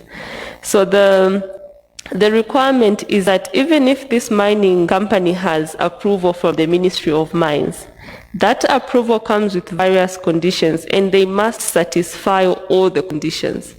So even if they have an approval from the Ministry of Mines and then ZEMA has rejected the project, that project cannot go on. And even if they have approval from the Ministry of Mines, they have an approval from ZEMA, and ZEMA requires them to consult and get consent from the local traditional leader before they commence. The requirement is that they can't commence until that consent has been granted. So there have been instances where it has been brought to our attention that this person has moved on the ground and I have not consented. And in such instances, ZEMA has issued the necessary enforcement actions for that project not to proceed. There was a question on what happens afterwards. So the EIA is at two phases. There's the EIA that allows you to set up the plant, and then you're supposed to give the lifespan of the project during that EIA. So the understanding is that once the project comes to an end, the person must then also do an EIA for decommissioning, so that then the issues of remediation and restoration come into play. But for most companies, what we have discovered, what actually happens is that they do not decommission. So at the end of that life cycle, then they sell it to another company that then comes, and then it continues like that. But to answer the question, there's a requirement for them to also do the EIA for decommissioning and for them to do remediation works. Thank you. I think there was also a question around awareness raising for thermal projects. Thank you very much. So the the awareness is there in general terms, Your Highness. I would lie if I say that there's specific awareness that is given for purposes of the thermal power plants. But one of the conditions that we give in the approval is that they must, other than getting the EIA, they are supposed to get what we call operational licenses that deal with how they will run this particular technology and which people they will assign. So one of the requirements is that they must have a qualified person and the person is sensitized. So like you have mentioned, yes, the law is there and the conditions are there, but probably an issue that we need to interrogate is whether they actually do it on the ground. And so we'll take that as a recommendation for purposes of our monitoring to ensure that effective education and awareness is given to the people that are actually working on these facilities. Thank you. Thank you very much. May I take 3 questions from civil society? There was a hand there from... Excuse me, my question has not been answered. I raised a concern that when you carry out environmental impact assessment, you make recommendations to mitigate what may arise during the extraction process. And my concern was that what recommendations do you make to ensure that after the extraction has been done, how do you mitigate the destruction, the holes, the tunnels, so that they do not cave in and they cause a danger to the inhabitants? That has not been answered. Please go ahead and answer that. I wasn't sure whether it was covered under decommissioning, but please proceed. I thought it had been. Go ahead. Go ahead. I think it's a very good question, but maybe before the director comes in, I think the recommendations on mitigation are different according to the natural resource you are talking about. For instance, if it's a river that is going to be affected, I think there will be mitigations on how the river source are going to be protected. If it's a well that is going to be affected, it will have its different. So each kind of issues have got different mitigation measures. But I think for me, the key question really is, how do you ensure that you can monitor the obligations that the investment has made in terms of the mitigation impacts that they will make? You cannot have one mitigation measure. I think it's different according to the impact. But it's a very, very good question, because that's where we lose it out, that people would just end up at, they've seen the mitigation, but they will not really follow the mitigation measures. How long are they going to take? So maybe I would throw that to the director, who's more, I think, qualified to answer that question. Director, go ahead and answer it. Perhaps to also add to what Nduna is asking, maybe when we think of the impacts of mining, let's also think about smaller scales of mining and how those issues are also being addressed. So, for example, sand mining happening around riverbeds, and then they create gullies. How are we then dealing with that? Because here I think we've just had a deeper focus on the larger scale mining, but there are also impacts that are coming from other types of mining. Please proceed. Thank you very much. I get worried when my fellow panelist is asking questions instead of answering them. Yes, Your Royal Highness, the questions on how do we deal with them. So like my colleague has explained, the type of activity will determine, will inform the type of mitigation that needs to be taken into place. But the general rule, for example, is that there's a requirement that they must ensure, like you are saying, if they have dug holes, those pits and everything, that they are buried, and then there's revegetation that is undertaken. But again, the practicality of it depends on the type of activity. I can give an example. In Lusaka, we have Tiffany's Canyons along Kafue Road, which is, how can I explain it? It's now a recreation area, but I think what has been used are those trenches that were created from the... Yes, yes. So Tiffany's Canyon is an example of a remediation that has taken place because of the type of gullies that were created. Burying them because of the water and everything becomes impossible. So then it's turned into a resort where people can actually go and do recreational activities.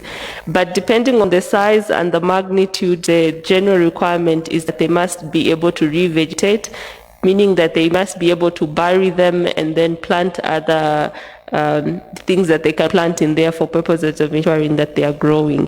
My colleague here talked, I hope it's now been answered, Your Royal Highness. Okay. My colleague here asked, how do we ensure that the conditions are being followed? So I'll speak from ZEMA and then take it up to the broader scale. So for purposes of ZEMA, we do our continuous monitoring of the project, and then we do our random inspections, they submit reports. But because we recognize that even as an institution, already we've talked about the fact that we're not everywhere. So our eyes are not all over for us to be able to critically monitor these projects. Because of that, then we rely on the collaboration that we get from our various stakeholders and the local instances where the local communities come to ZEMA and bring certain information to our attention, which we then act upon. So especially also when you talk about environmental management per se, when you look at it from a constitutional perspective, it's an obligation of every citizen at the end of the day. So we rely on the collaboration that we get from our various key stakeholders to ensure that all the conditions that we give them are followed during the process of operations. Thank you. Thank you. There was a hand from Mr. Mvula. Are you ready to submit the question from Hello? civil Yes. society? Just to add on what ZEMA has explained regarding the question from His Royal Highness, what happens to the destruction or the disturbance that remains? There's another piece of legislation in Zambia called Environmental Protection Fund. And the EPF provides for management of environmental impacts while you are mining. So under the Mines and Minerals Act, it's a requirement that every mine in Zambia, from inception, you must every year document the liabilities that you have at a mine site. It's a very detailed process that identifies all the issues and you cost them. And you deposit a fund, a security fund, into Ministry of Finance? Ministry of Mines. So all the mines do deposit, and depending on how you are performing as a mine, your deposit is split in two components. There's a cash component, which is a cash contribution that goes into Ministry of Mines at 10%, 5%, 10%, or 20% of your total liabilities. That money is held safe by government to be used at the end of the mine life. Equally, you also have to hold a security through the bank. And so in case you close the mine, the bank is going to provide financing to ensure that those liabilities are closed, including the host that is out. It's just an addition. There's already a legal provision for that, and especially large-scale mines, they do. Thank you. Okay, thank you. Thank you for that. Mr. Mvula, proceed to ask your question, please. We are taking two questions from civil society. I saw a hand there. There was another hand here. Okay, Seba. Let me have Mr. Mvula first. Basically, my contribution was not really a question, but I'll try to frame a question for ZEMA. I think it would be important to open, you know, you've got, in this forum, you've got the Royal Highnesses who are here and who really need to understand how these assessment, you know, documents come up at what level feed in. And you know very well as a director that between. And without locals, okay, there's a report which you require in that assessment report to yourself. Did they consult the or the stakeholders in a particular area? The question will be at what level, because people will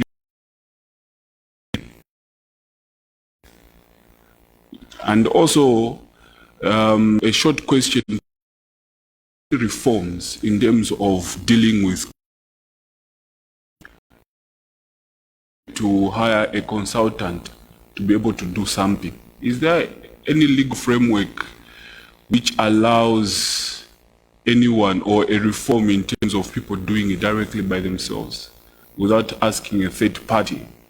Because like I think His Royal Highness asked that there's this, you know, establishment which they've done in their chiefdom. They're working with a foreign company and they cannot execution because there's no. Now that in itself, it looks like there's a delay in terms of the consultant trying to, that the consultant is taking their own time in terms of ensuring that that report reaches Zema and Zema does its due diligence. So is there any other way of dealing with that? Thank you. Thank you for that. I'll take two more from civil society. Miles, proceed to ask your question. Please proceed after that. I just want to make a follow-up. I'm happy to hear that there are such arrangements that the aftermath of the mining, the environment should be rehabilitated. I just want Zema to give me the example of one mine which has been rehabilitated. Zambia has been mining for over 100 years. Look at the Chingola old mine. Who is going to bury those? And if there is such monies, why are they not burying those pits which are so dangerous? So I just want one example of such mining that was buried because there is such fund there. I will appreciate. Thank you. Proceed to ask your question. Thank you very much. I recognize the presence of the Royal Highnesses. I would like to find out from the Zema director, as civil society who have been involved in EIA processes, we have been demanding for reforms of the EMA, especially the provision in the law that gives minister to nullify a rejection letter if he feels or she feels that the projects must go on. I say this because we put up these regulatory institutions, government, you are taking that you put up a rejection letter with very, very clear, and then a minister rejects or nullifies that and perhaps recommends the project to go on. So we have been demanding that this provision in the law must go out, because then why do we put up institutions like yours? So how far has this gone in terms of reforming this piece of legislation? Thank you. Thank you very much. May I please request that you keep your submissions to the point so that perhaps I can get two more. There's a hand there. And then there was a hand there by Clarence. But Mr. Nsana, can I check with you whether there was a hand? You wanted to submit something? Okay. Those two, and we are closing the session. Okay. Thank you very much. My question is also to Zema, though I know it's jointly with the Ministry of Mines. As you may be aware, Luapula province has got a lot of issues surrounding the manganese mining sector. But when we go on your website, we impact assessments for these mines. So whose mandate is it to ensure that the mining companies submit these EIAs? Is it the Department of Mines or is it your institution? Because for us it will be easy to follow up on the commitments are making towards the environment if we can. Thank you.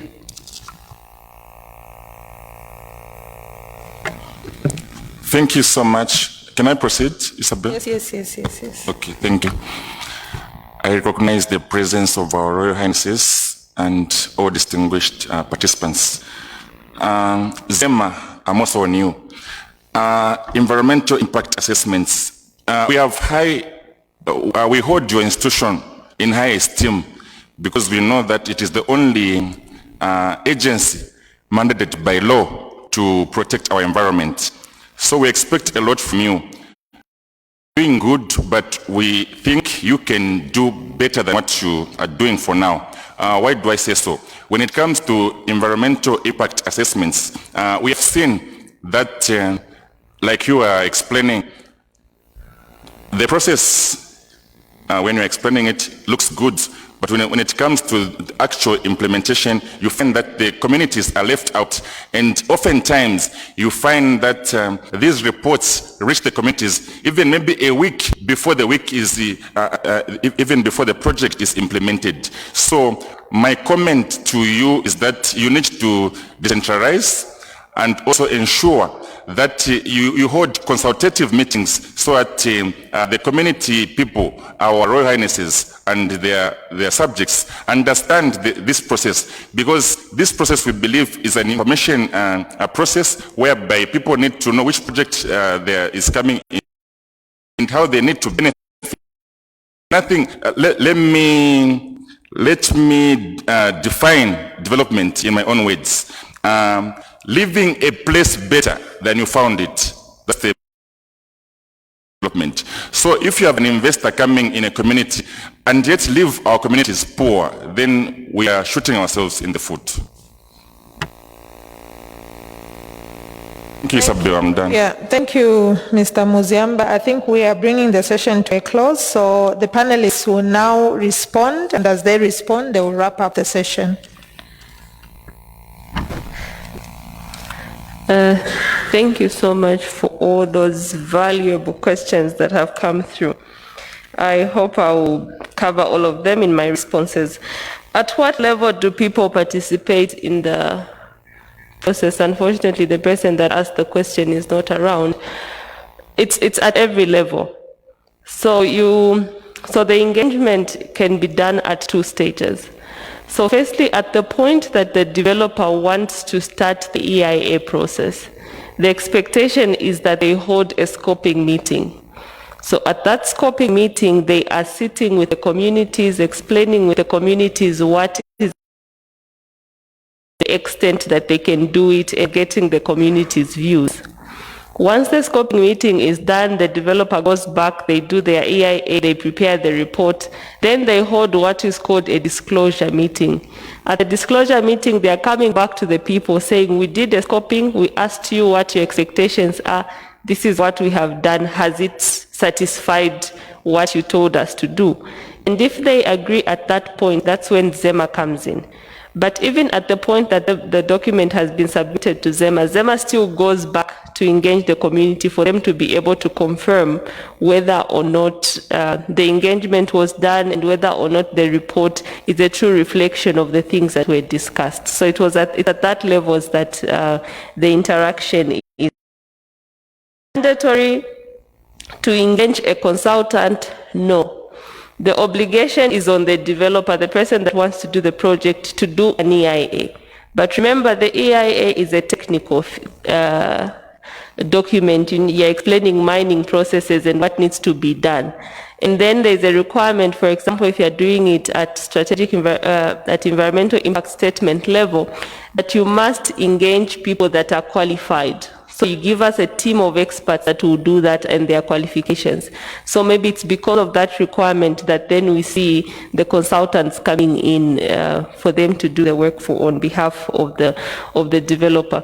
But we have noted the gaps and the lapses that the consultants are bringing in the EIA process.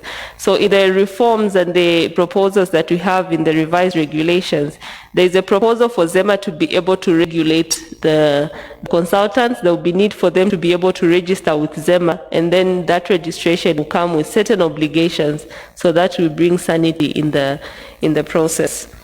Reforms to take away power of the minister to overturn the decision of ZEMA. For those that took part in the process that led to the enactment of the Environmental Management Act, you will remember that the initial proposal was for the creation of a tribunal, that when ZEMA makes a decision, it must go to the tribunal, but that proposal was not adopted.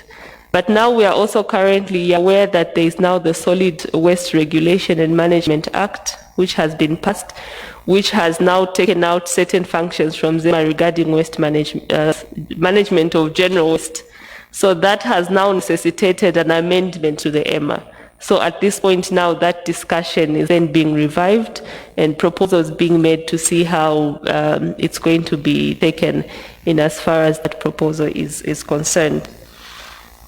There was a question on the environmental impact assessment on our websites that they are not there. We apologize that they are not there. We do publish these reports on our site, but only during that process for consultation, issues to do with the server and everything else. But after a decision is made, it's taken down from our server. But we have requests where people do write, they'll just send an email or something requesting for a copy of those reports. So we do have them in physical form, and those reports, once requested, they can be availed. Decentralization and hold consultative meetings. I think the issue of decentralization was discussed, that yes, there are plans to decentralize through the devolution plan, but as well as the engagement of honorary inspectors. There was a question on an example of a mine rehabilitated. So when I was talking about the decommissioning, one that decommission, because once it reaches the end of its lifespan,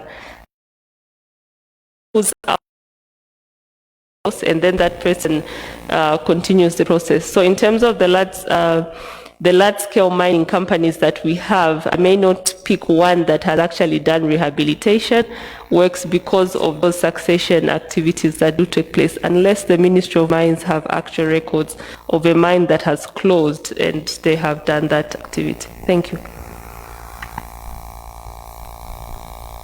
Tasianzala, your final remarks, and also Mr. Mwandawande, your final remarks. Thank you very much, everyone, for giving us this platform. I think my last submission will be just to say that there's need to harmonize the customary laws and also the national laws, because there are some good practice which are being undertaken by our traditional leaders. And I think if we harmonize these, then we'll see development. We cannot overemphasize on the need for the participation of everyone in these matters concerning environmental management and protection. And also the issue of awareness. You can only act when you are aware. People need to be informed.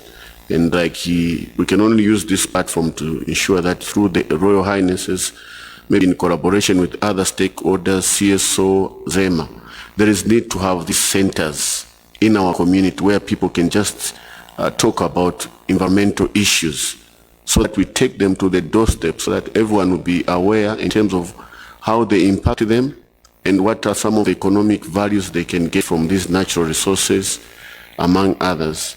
So, and I think I cannot overemphasize really the development of these processes in terms of function and resources. For example, like we have heard, if the mining with these reliabilities, why should the money be coming to Lusaka when the impact is happening right in the villages? It does not make sense. So it's only economical that the money is utilized in that areas where they are feeling the impact. I submit. Thank you very much. Okay, picking up from what my brothers just mentioned, I think the issue of the Environmental Protection Fund, I would love to submit that there is need to review the legislation or the policy that governs this fund. For instance, let me mention that I don't think you can rehabilitate an environment that has been mined for 100 years. I think our appeal is that this Environmental Protection Fund should be used for consistent environmental remediation. We can't wait until the life of the mine is over after 50, 60 years. You've seen what is in Kankoyo today. Even if you had money, I don't think you can rehabilitate that environment. Then similarly, I just want to make this appeal using this forum for ZEMA to expedite the process of decentralization of the institution. I think our districts and communities really need your presence of your officers. It would have been good if we even had extension officers like the way we have the agriculture and the forestry people from ZEMA. Then the other issue is we need to do the harmonization of our laws. It's like our laws don't speak to each other.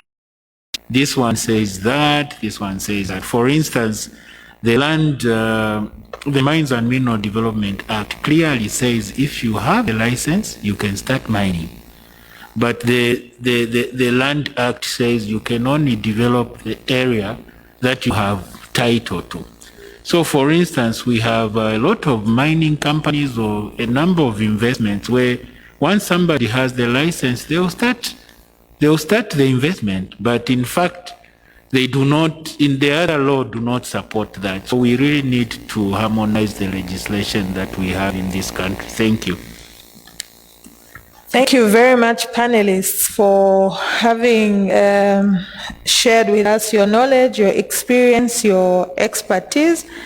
Thank you also to this August House for having posed the right questions that helped us to stimulate the discussion that we are having.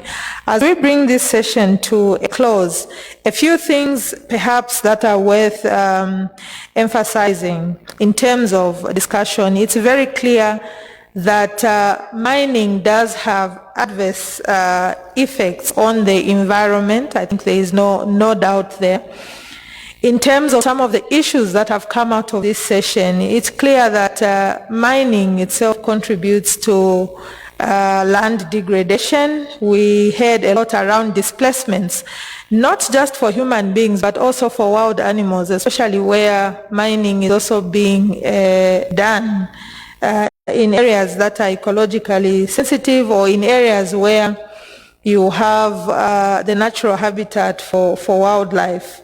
There are impacts of mining on our biodiversity, and as you know already, there are significant challenges in terms of biodiversity decline. Yesterday we did hear from Sinazongwe that in Sinazongwe, in fact, there is a problem there around fish. And it's yet to be established what has caused the diminishing of fish in the lake. And so that aspect also was left hanging yesterday.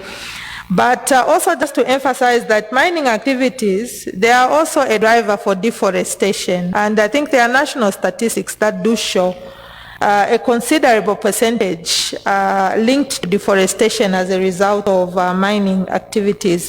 There are also health challenges that have been noted in many communities. Kankoyo has been one of those communities where significant health communities, and also the case of Kabwe. Though we have had all these discussions, we haven't zeroed in on very specific examples to say, you know, the impacts of lead mining have continued to happen. More recently, we did a report indicating more than 100 children who had unhealthy levels of lead in their blood system years after that mine that activity has been stopped. So in a nutshell, we are saying from this process, the environmental impact assessments are critical tools that can help us to begin to talk more sustainable forms of mining in Zambia that have reduced impacts on our health, and also on our natural environment. And I think it's important from this session for the rapporteurs to take the submissions that have been made in terms of enhancements. Allow me at this point to invite Madam Maggie to proceed with the next session. Thank you very much.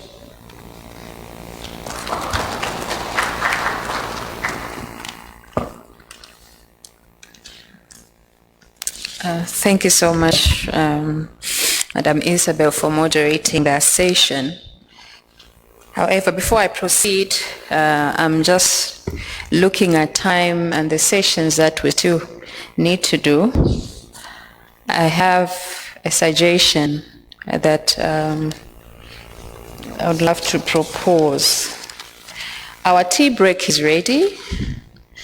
So I'd love to propose that their Royal Highnesses, they could go into their holding room and have their tea break and refresh.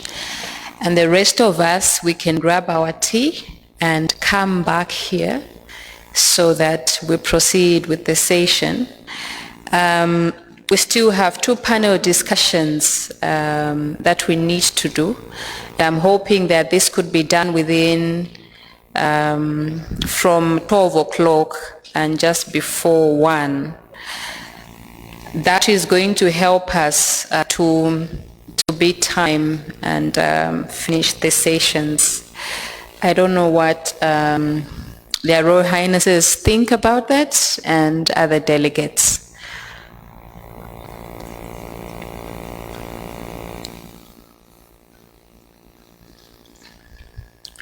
Is that okay? Can we proceed? Thank you so much. So, their Royal Highnesses, kindly proceed to your holding room. The refreshments are ready. And we request that as soon as you are done, kindly come back and join us. And the rest of us, please grab your tea and come back here. Our next session, I will ask our panelists, this will be around communities' water rights. This is around communities' water rights and issues to do with security and policies. So I will invite, we have 2 institutions that are going to be on the panel. Africa Water Access, to be represented by Rodney Katongo. And then we are going to have an access for water. They are coming from Samfia. So we are going to have 2 panelists. Ministry of Water and Development, they are not here. Water Aid, they were supposed to be here. They confirmed participation, but I haven't seen them here. WAMA sent us a regret that they are not able to be with us. Because this the program name. So please just prepare for the panel. Thank you.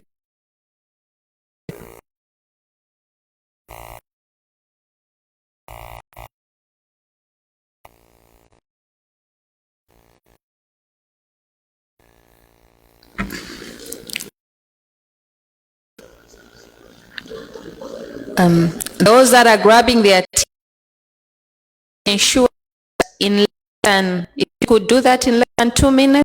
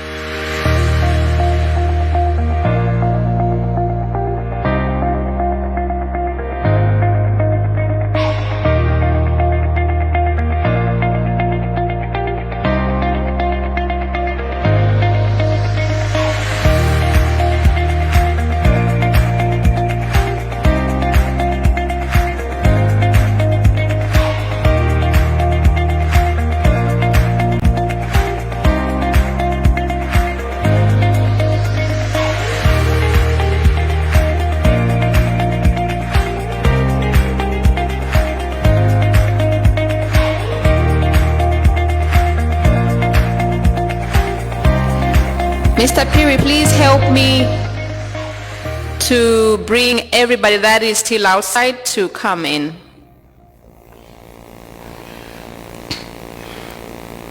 Thank you. And we invite Mrs. Miles Muke from Save Environment People Agency.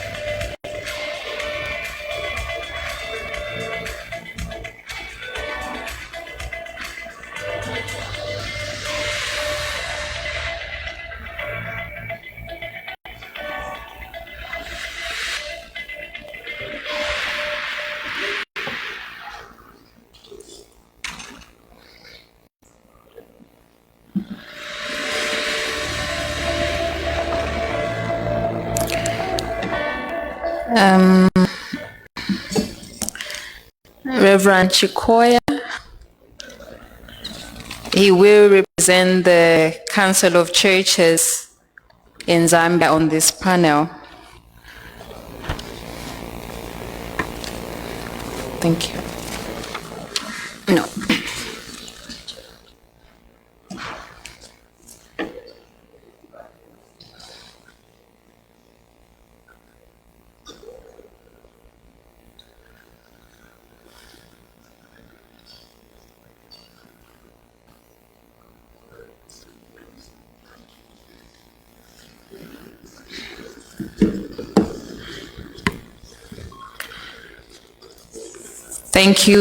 Thank you so much. Thank you, everyone.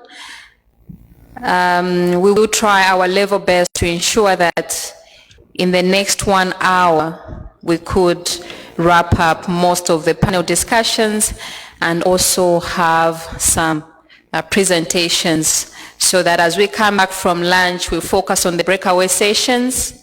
I'm now thinking maybe we needed 3 days, isn't it? Because it's just a number of issues to be handled. So I will go ahead to introduce the panelists for this session. Our topic is on mining, taxation, and community benefits. We all understand that in these mining communities, in these mining areas, we do have host communities, and we call them the mining community people. And in a number of times, if you visited a number of mining communities in this country, have been to a number of them, at least in the past 10 years I've been in this sector, I've been to more than 25 mining communities in Zambia. And most of these areas, they are living in high levels of poverty. They've been displaced, unfair compensations. Their water has been polluted. And you could imagine whereby you are living next to $1 billion investment and yet living in abject poverty. My panelists are from my far left there. That is Madam Miles Muke. She's coming from Zambezi, Northwestern Province. She is the Executive Director of Save Environment People Agency. You're welcome, Mom. And then we have Mr. Mtwalo Msoni. He's currently working with ActionAid International.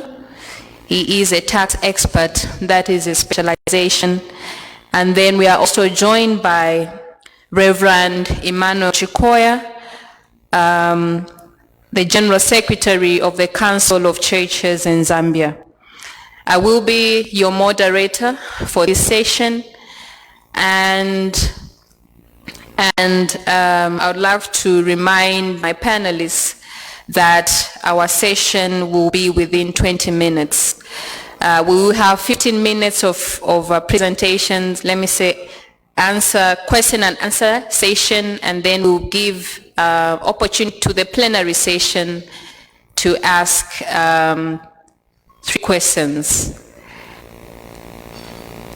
So my first question is, how can we briefly describe taxation systems in Zambia in relation to mining, and later on, how does it benefit the communities and the citizens of Zambia? I will start with Ma'am Miles Muke. The taxation system in Zambia, not only in Zambia, but I think the whole world, is that the money that comes from the mining most of the time is used for infrastructure such as roads and other things. But unfortunately, recent, about 30% it has declined. When it comes to community, I don't think these taxes come back to the community. Reason is that if it was so, Zambia has been mining for over 100 years. We were going to see a Zambia which is very rich. For instance, I would take my province where I'm coming from, Northwestern Province. We've done a lot to do the research. We've visited every district. Northwestern Province is hosting large mining. There are about 3 or so. But it's unfortunate, I think, to see what is happening. No good road networks, poverty is high, and I just want to share you with my experience. I was traveling to Mwinilunga for a funeral of my sister, and then when I reached, when we reached Kalumbira turnoff from Solwezi, the tar, I really enjoyed the ride. But immediately when we reached the turnoff, this turnoff goes to Kalumbira, this is going to Mwinilunga, a stretch of 280 kilometers. We had to cover it more than 6 hours. So it was painful. I took a video of that, and I tried to share with the networks, but there's no answer.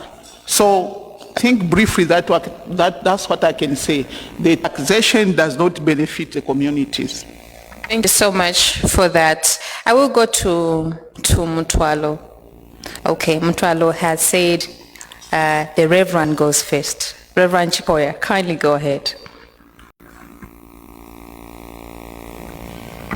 Thank you very much. I think, how do you briefly describe the taxation system, especially regarding to mining in Zambia? I think briefly put, Zambia in the area of mining taxation has been characterized by frequent policy changes and reversals, hence affecting the taxes that mining companies pay, which makes it very difficult for communities and citizens to benefit directly and make a difference in their lives. As we all know, revenues from this sector are very volatile, and so the inconsistencies, the complexity of these taxes makes it very difficult for people really to pinpoint actual benefits. That will be my submission for now. Thank you. Thank you so much, Reverend. Thank you, Maggie. As rightly introduced, Twalom Soni, I'm a global tax advisor with ActionAid.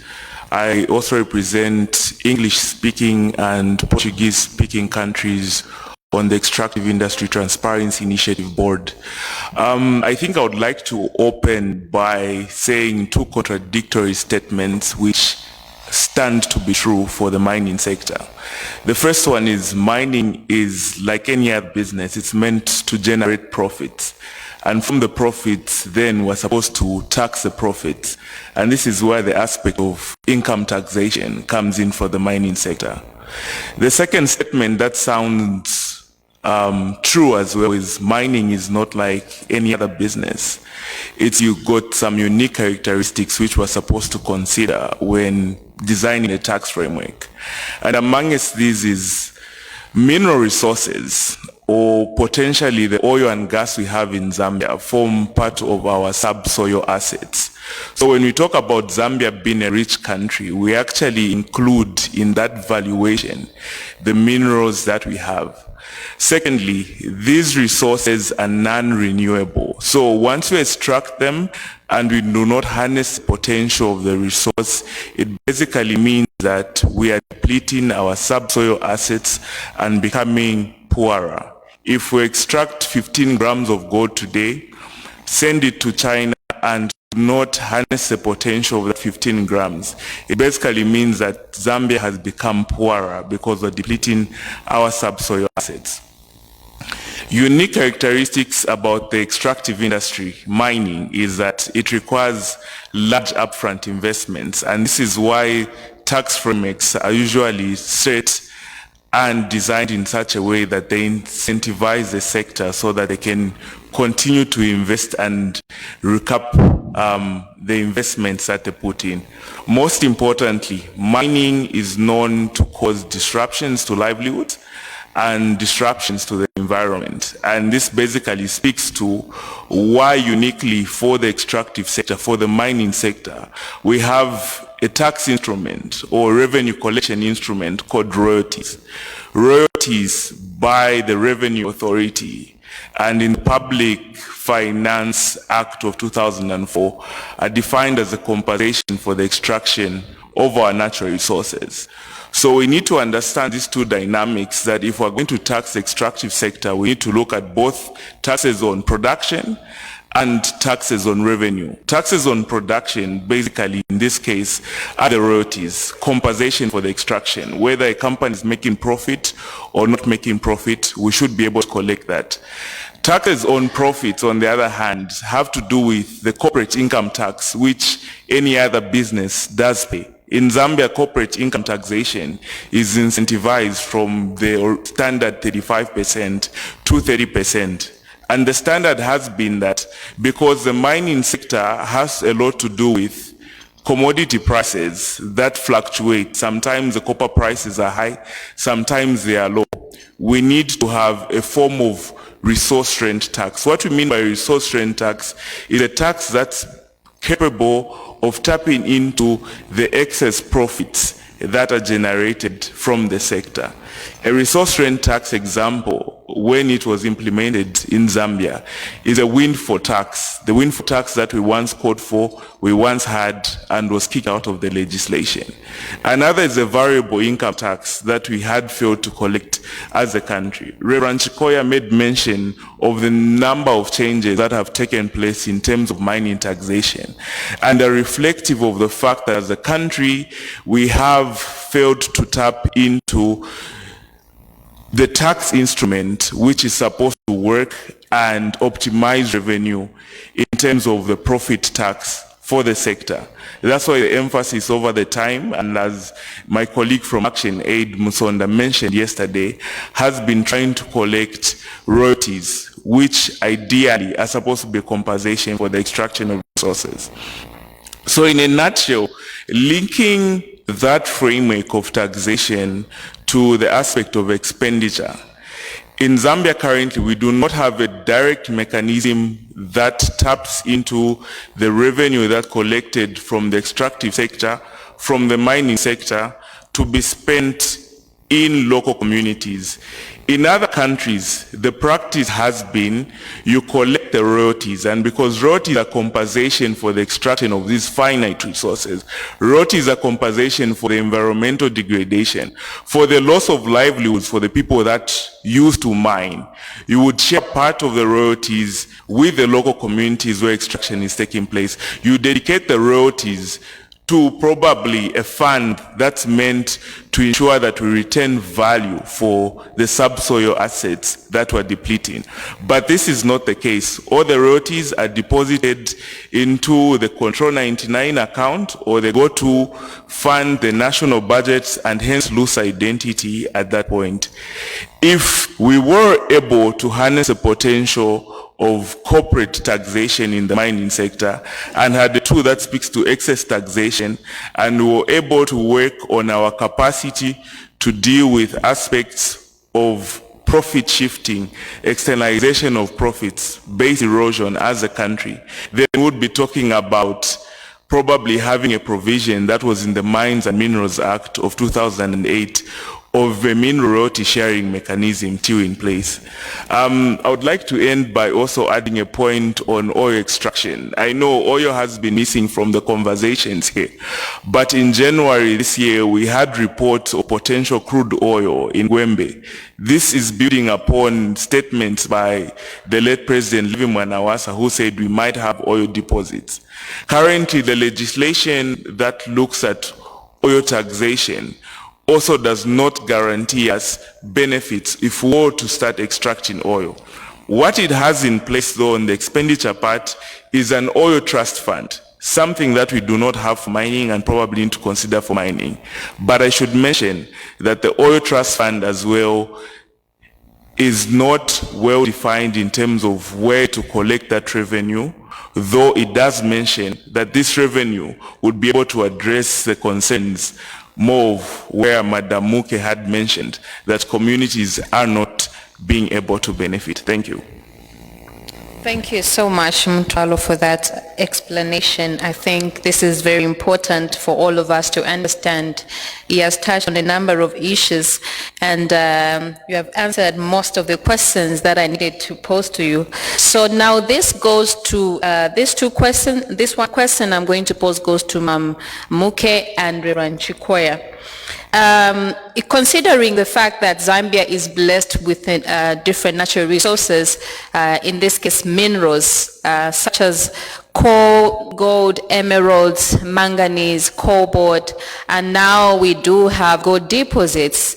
My question is, what measures do you think should the country put in tax collection from the negatively hindering the growth of the industry and the welfare of the community? We can start with Reverend Chikoya.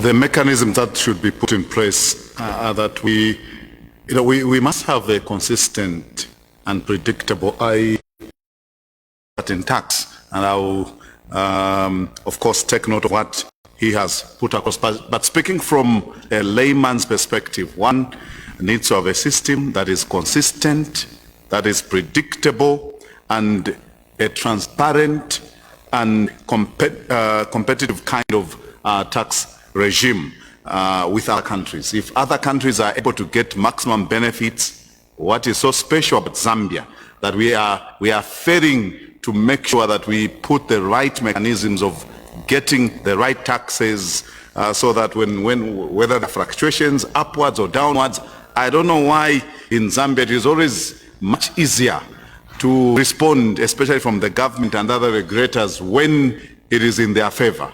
But when it is in the favor of the community or the people, they always talk about old talk and other things and all kinds of gymnastics. And so, speaking as a clergyman, speaking on behalf of the people of Zambia, what ideally we need is just mineral tax systems that are easy to understand, easy to implement. We must not give too much, and we must make sure that we are able to get every lacuna, every gray area should be dealt with. We should not be people that are always reacting. If there's a fluctuation, we make another law, our policy change or whatever it is. We must comprehensively analyze and research so that we are able to get the best for this country and for the good of those, or the least of these in the community out there. Thank you. Yeah, I think for me, just like Mutwala had already alluded to, the mineral sharing mechanism is the only tax that I feel that it should be retained, because it was only removed in 2015. So, if we had mineral revenue sharing mechanism, for me the way I look at it is because part of the money from the whole, there must be a certain percentage, whether 2, 5, it goes to the local government. Before it goes to the treasurer or wherever it goes, then that money, the local government, together with the ward development committees and the group of DDDC meeting, they can sit, say, okay, this money can be, because the way it is now, from the whole, it will fly. It will come to the treasurer. Then the government will decide where it will take the development, leaving out those people in total poverty. Remember that before the mine came, these people were depending on the land, agriculture, rearing of their livestock, grazing, and all that. But immediately when the mines come, these people will be, displaced, but also the environment is not going to be conducive to the agriculture that those people were doing. As a result, those people will be in perpetual poverty. So mineral sharing mechanism, we cannot just bring it like that. It has to be taken to the council, because the council should take care of that. And if we did that, like in our project that SEPA was doing, we already started, sensitizing people about this. We brought the council, we have the group which we call natural resource watch groups, just trying to help them understand. These natural resource watch groups will be a go-between. They'll go to the mining company, how much percent have you given the council? Then they'll follow it up to the council. Council, the miners told us that they've given us 2% of, they may be the total taxation that they want to be. So where is this money? And the ward development committees are supposed to submit the projects that the people want to see in their area.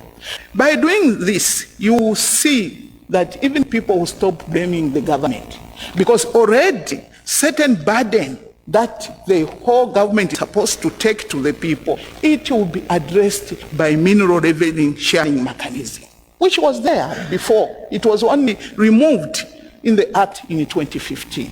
So that's the only way I feel things can work. Otherwise, at the moment, the government is overwhelmed with the projects. That's why you hear us in Northwestern Province, we are hosting these mines, there's nothing, people want to turn against the government. I think it's the systems that we need to put in place. It's distributed equitably to other people, but direct affiliation and what, that money can also address those effects. Thank you. Thank you so much, Ma'am. I have a last to for the plenary session. And the central government through the ministry very revenues. What do you think are the challenges, the gaps, and the opportunities in this regard, in less than 1 minute?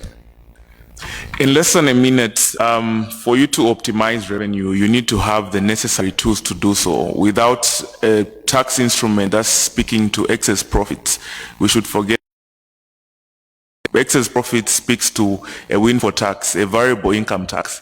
And I should make mention that when we had a variable income tax, which is a form of resource rent tax or excess profit tax, we collected zero tax, which brings me to the problem that we have.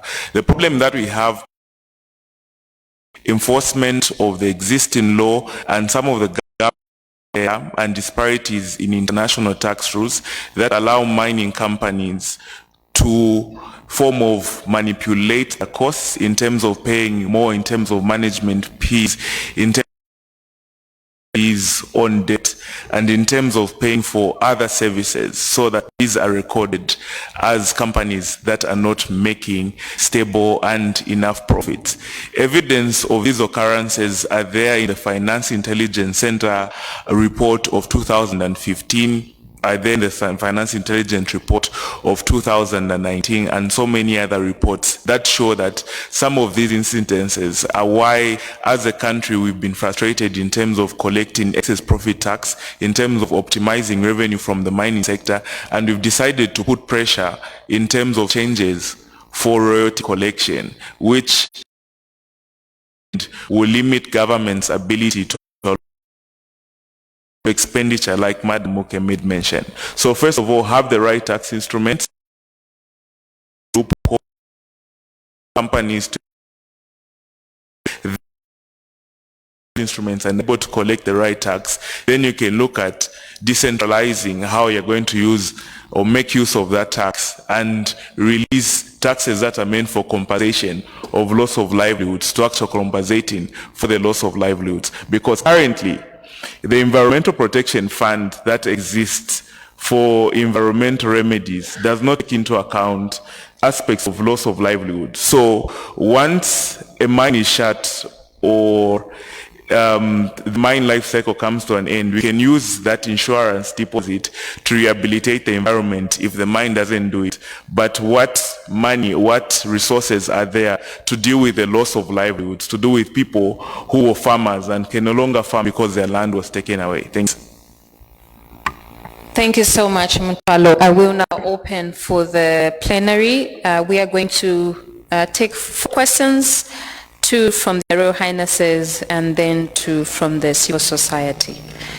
Please, I request that you are brief in your questions so that we leave room for the other sessions that we are about to have. Chief Chikwande.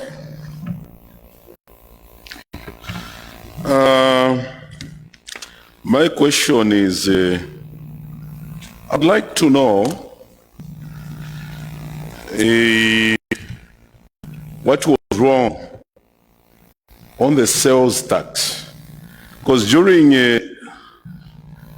the period of the former Honorable Margaret Mwankatwe, at one point the government introduced the sales tax,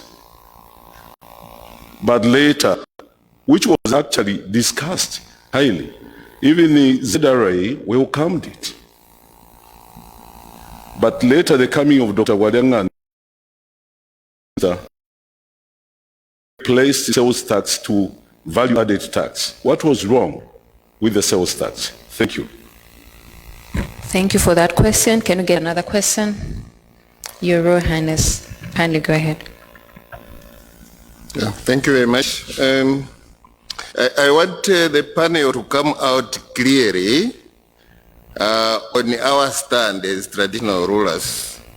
We feel that we are rulers in our own right. We deserve to be given the opportunity to perform as true custodians of our people and the natural resources. We refuse to be relegated to ceremonial monuments. We want to be recognized as leaders. How can that be done? Decentralization, this devotion, shedding off some powers from the central government should not just go to the council. let it go to the traditional rulers as well. That's one area. The second one is on revenue sharing. We want you to come out clearly on this one also. We feel that this social corporate responsibility is not enough compensation for people losing their inheritance that should have looked after the people from generations to generations, as had been the case. And we feel therefore that we should become shareholders in these companies that come to invest on our land. Lastly, even of tax, there must be a mechanism. I am glad to hear that there was that before. That when there is a mine or any economic undertaking in a chief's jurisdiction, that chief must have a share on behalf of the people in the revenue to react on this one. I need to get 2 questions from the civil society.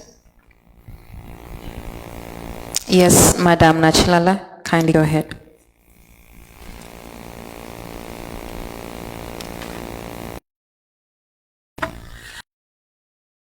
Afternoon, Your Royal Highnesses. Thank you so much for bringing forward a very, very clear submission. I will build on my question to what the Induna just raised, His Royal Highness from BRE. I think one of the biggest challenges we have as a country, and maybe that also translates at the chiefdom level, information on the stocks of natural resources we have, whether it's forests, minerals, whether it's fisheries. We also lack information on maybe the values or potential profits that can be generated, right? So that as tax revenues are calculated, you have a base under which what you are being told is sort of the base of the taxes that have been raised. There's also a proper lack of information in terms of the opportunity costs. I think the opportunity cost in terms of lost inheritance, for generation, lost other alternative livelihoods, so that decisions are better informed, both at the national level and also at the level of the traditional leaders. So I think my question is, are there best practices from around the world that we can look to that could put the country and our traditional leaders in a stronger position when negotiating, and not only just looking at corporate social responsibility? I agree it's not enough, not even just looking at how much of the royalties come in, having an understanding of the full cake. Okay, I was in a meeting 2 weeks ago with one of the PSs, just to give this group some hope, and they were negotiating a program with an investor, and they were refusing to sign an agreement because they were saying information, so that when they go and table, do not to undercut the country. So we have some few good people within government that are asking these questions, but I think we need to bring it down to the local level. One way or the other, the chiefdoms have to find a way of putting together this information. So through the support of the World Bank, the government have tried to generate this information for water, forests, and at the national may not give us the detail this by chiefdom. And I think if we go in that direction in the future, we might be able to get some kind of around the world that we can look to adjust the developmental agreements that take into account economic benefits, but also the environmental issues. Thank you so much. I need a second reaction. I may question from the civil society. Yes, David, go ahead. Thank you very much, moderator. My question is a simple one to my colleague who spoke very well on taxation. And I want to find out, do we have a wrong tax system in this country? And if we have, what tax system do you think you can recommend for government to adopt? And a comment on from the Royal Highnesses. Basically, my organization has just taken note on the various issues which you have raised. And I'm hoping that through the conveners of this meeting, that the communique which they are going to come up with will address the issues of restructuring. Government right now is restructuring the National Development Plan, and they are looking into the 8th National Development Plan. And I'm hoping that through that, process, the issues which have been brought about from the chiefs or their Royal Highnesses can be taken into consideration. I know Pillar 1 of the 7th National Development Plan really takes into account, but at what level do the chiefs play an important role in economic diversification? So looking at the 8th National Development Plan, I'm hoping that on the various platforms in their interactions with central government, they may wish to raise those issues directly with the government themselves. Thank you. Thank you, Mr. Mvola. Looking at the questions that have come out from the plenary, I will give the question from Madam Chilala and David to Mtwalo, and then the two questions from their Royal Highnesses, I will give them to, they will be distributed between Reverend Chikoya and Madam Moke. Kindly go ahead and respond. The last question was asking if we have the right or wrong tax system in Zambia and what would best suit our system. From the perspective of the policy direction of taxation of the mining sector, looking at optimization of revenue so that citizens can be able to benefit from natural resources. From that very perspective, it tells us that our tax system is lacking in certain instruments that have to do with the collection of, in an event of an excess profit tax. Reverend Chikoya had mentioned some of these elements in terms of them being predictable, them being able to give us enough revenue when metal prices are high, and so on and so forth. That in the technical sense speaks to the aspect of progressivity of taxation. Progressivity of taxation is guaranteed in the form of the tax instruments. Look at. But like I made mention, collecting profit is problematic because it has to do with calculating the actual cost of the mines. So hence, my submission is system that we have, that would need to be there for us to collect excess profit taxes, and even with those put in place, we need to bear in mind the capacity to regularly country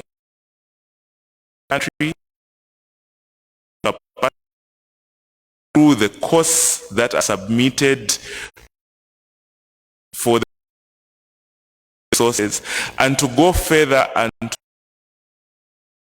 or things that these companies and their sister companies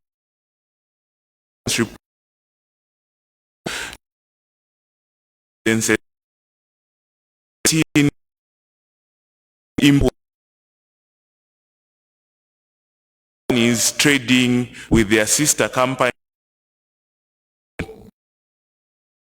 jurisdictions. In one instance, a company which was mentioned as Company X had paid 7 million company later was for 100,000 kwacha. So you can already look at 6,900,000 externalized, which was potentially going to form part of the profits and was supposed to have tax those things. So let's have the right instruments in place, excess profit tax, then let's have the right administrative capacity to monitor these. There was a question around where are the best practices. Again, there's no one shoe that fits all for all countries in the world. It has to do more with your looming government objective, what your government wants to achieve, to look at optimization. So we would want to look at our West African colleagues so that when not only from going into and the excess profits which go beyond the minimum return to capital. Minimum return is more like invest, get what revenue, go to government. And to do that, of course, we need the right administrative capacity. There are so many tax reforms that are going on currently in African countries to physically audit of the value of the sales, and this is what we need to tap in. Our neighboring country, Botswana's looming objective was to do with sharing the production that's there, and this has proven to be one of the best practices that we have in the region. Perhaps something that we need to consider for petroleum legislation, which we are not talking about now, but if we discuss, will be problematic because of the terms that are listed. We do not have any production negotiate. Thanks. Thank you, Mtwalo. Thank you. I've also been mandated to take one on the sale. So essentially, a short answer to that is it's because of its potential cascading, and potentially it was going to lead to so many job losses from intermediary, increase the prices of base commodities for us the final consumers, in the sense that it would have been lots of people along the value chain paying an amount of tax, and the ultimate effect was going to be felt by us consumers. The motivation for the sales tax was, of course, the value-added tax refunds that have been a huge burden for the country, of course, but also this has to speak to our administrative capacity to physically audit and see if these refunds that we're supposed to pay are the right ones. Thanks. Next. The CSPR, that is corporate social responsibility. I agree with you, the Royal Highness. Corporate social responsibility cannot develop our country. The reason is simple. There is no law. Two, they do it at their own will. Most of these companies, what they say is, for us, in our company, we have adopted to help you with education. Does the community need that? The others will say, okay, us will help you with this. Does the community need that? I remember meeting one of my colleagues, John, he's a Briton. We sat with me talking about the mining system in Zambia. And he told me, Madam Muke, most of the people you meet in this meeting, they are not the owners of mining. Sometimes even your company does not even reach the owner.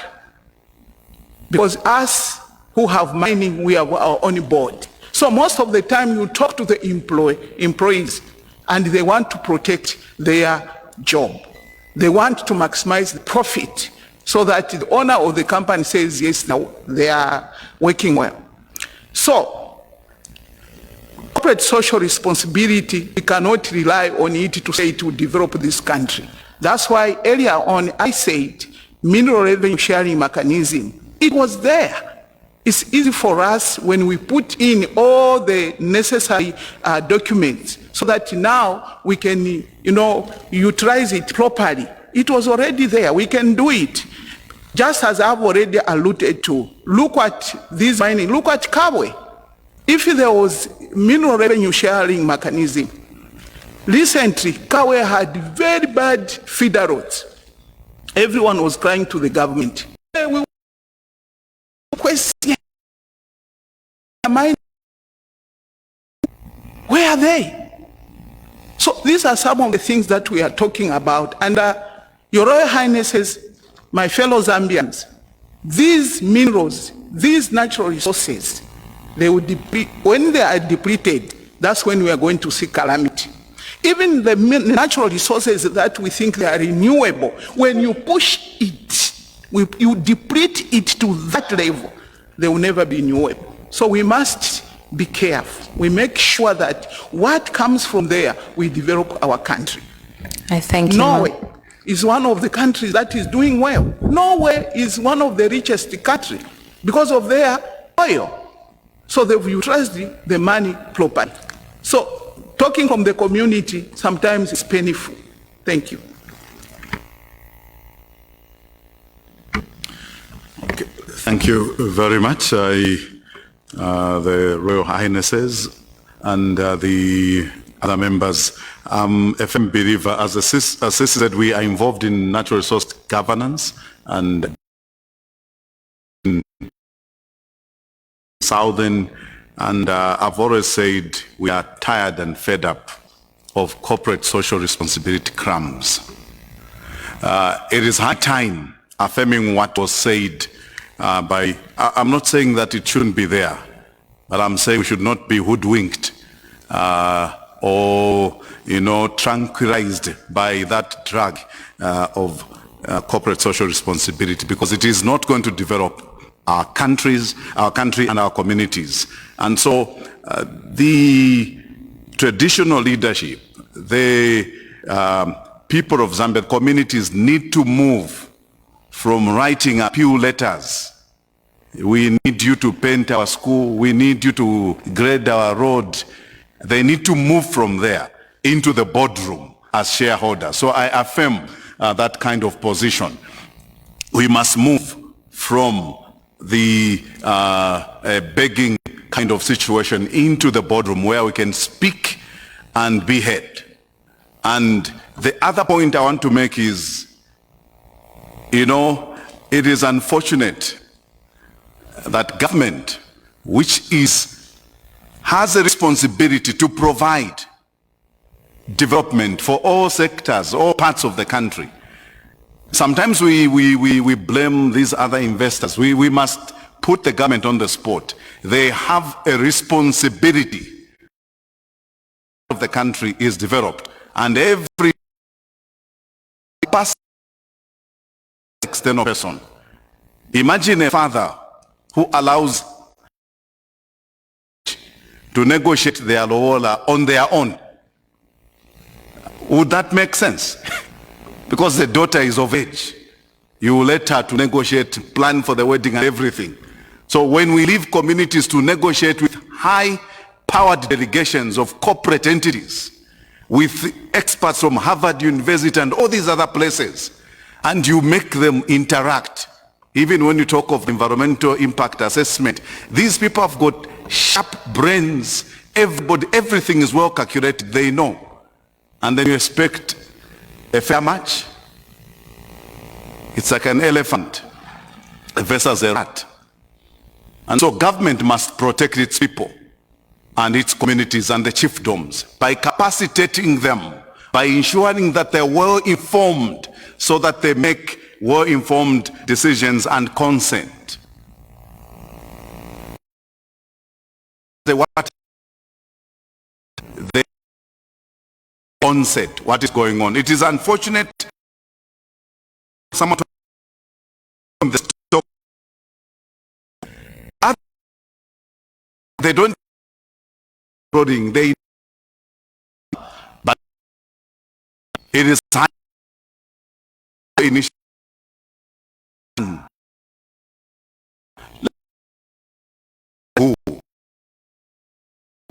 are there in terms of expertise. We have enough people from every chiefdom.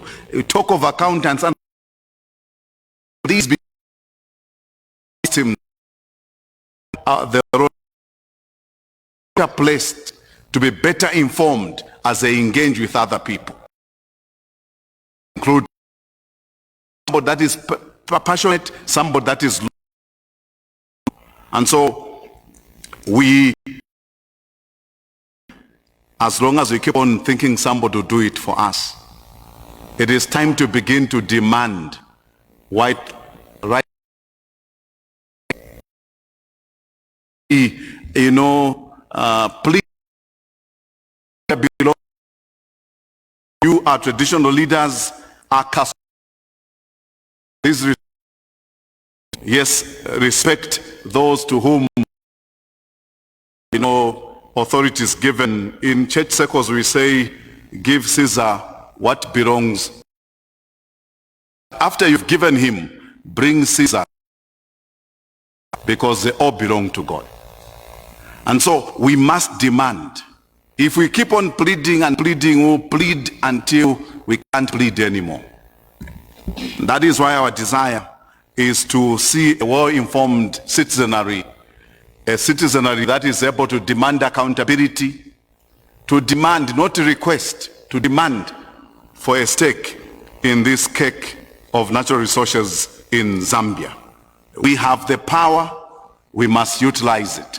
And we must work as a united kind of entities.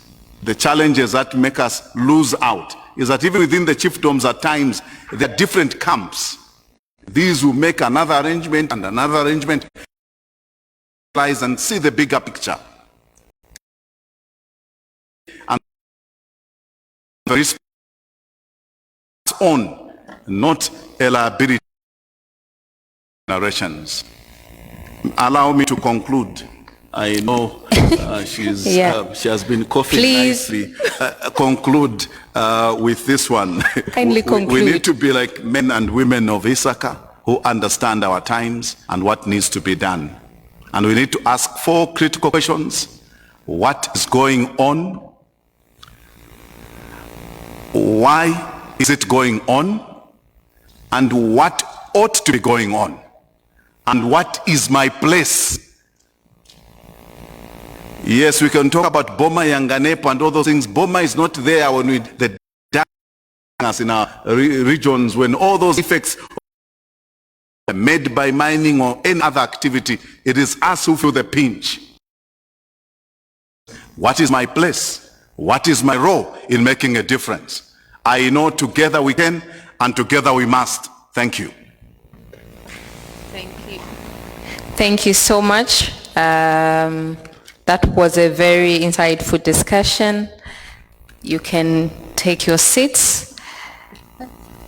We are now getting into another session. However, how I would want this session to be done is that, because for the community water rights, and then we are supposed to have also a last panel, which is the youth role in natural resource protection. So since we have 2 panelists for the community water rights, I don't know if that will be good. I wanted them to combine with the youth panel. The questions for the youth panel on natural resource on their role will be directed to them, and then also that for the community water rights, so that we could manage time. What others think, if we could proceed. Our at 13:30, trying to utilize the time that remains before we 2 presentations. I must apologize that there is a session on day 2 for today, which was supposed to be session 2, presentations on CSR implementation in Zambia, mining policies and regulations, presented community land rights, mining community alternative livelihoods, the role of civil society in the implementation of climate change. Would love these points from these presenters to utilize the breakaway sessions, because so far the panel discussions we've had and the presentations, some of the issues that are in these presentations have been highlighted.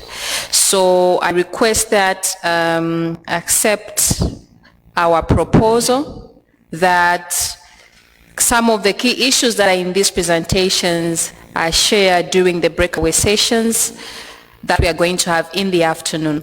So after the panel discussion that we're going to have now, we'll go for lunch, and then when we come back, we will have two presentations. There's one from WWF.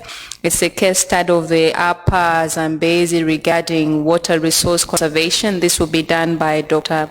Machaya Chomba. And the other presentation will be made by, to be a combined presentation, Kalumbila Mining and Kansanshi. They will be making a presentation on what Kalumbila is doing around sustainable mining and corporate social and environmental responsibility. So I will go ahead to invite Rodney Katongo, Director Projects at Africa Water Access. Have another presentation, another panelist from Africa Water Access, and then Access for Water. And then I will be just to 6 because they're just the last that will be answering questions regarding the role of youth in natural resource management. And that is, we have Clarence Muziamba from ZEHEST, and then we have Mtale Chambanenge from Southern Africa Youth Forum, and then we have our lady from Agents for Change Foundation. Yes, they are here. So there will be direct questions to do with water rights, mining community water rights and innovations. And then there will be questions directed to our youth on what could be their role in natural resource management. I will go ahead to invite Christine Banda. I will ask Christine Banda to give me the questions for water rights as well as the questions for the youth. Thank you. So maybe as we are waiting for Christine to bring that document for me, I will start with, I would love the panelists just in less than 1 minute. We'll start with the water. What does community water rights mean to you? I'll start with Rodney.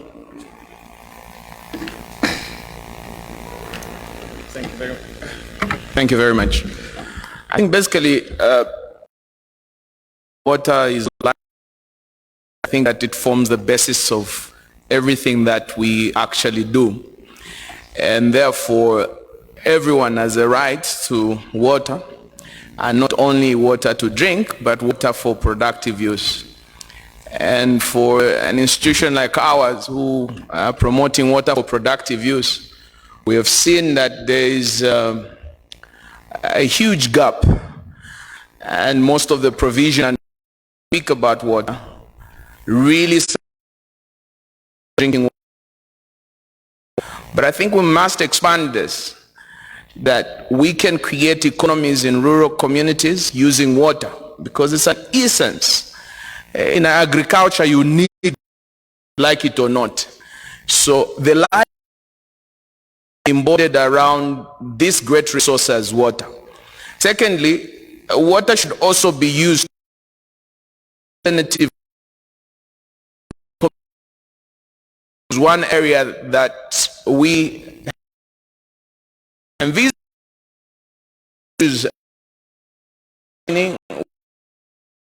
depleted. I think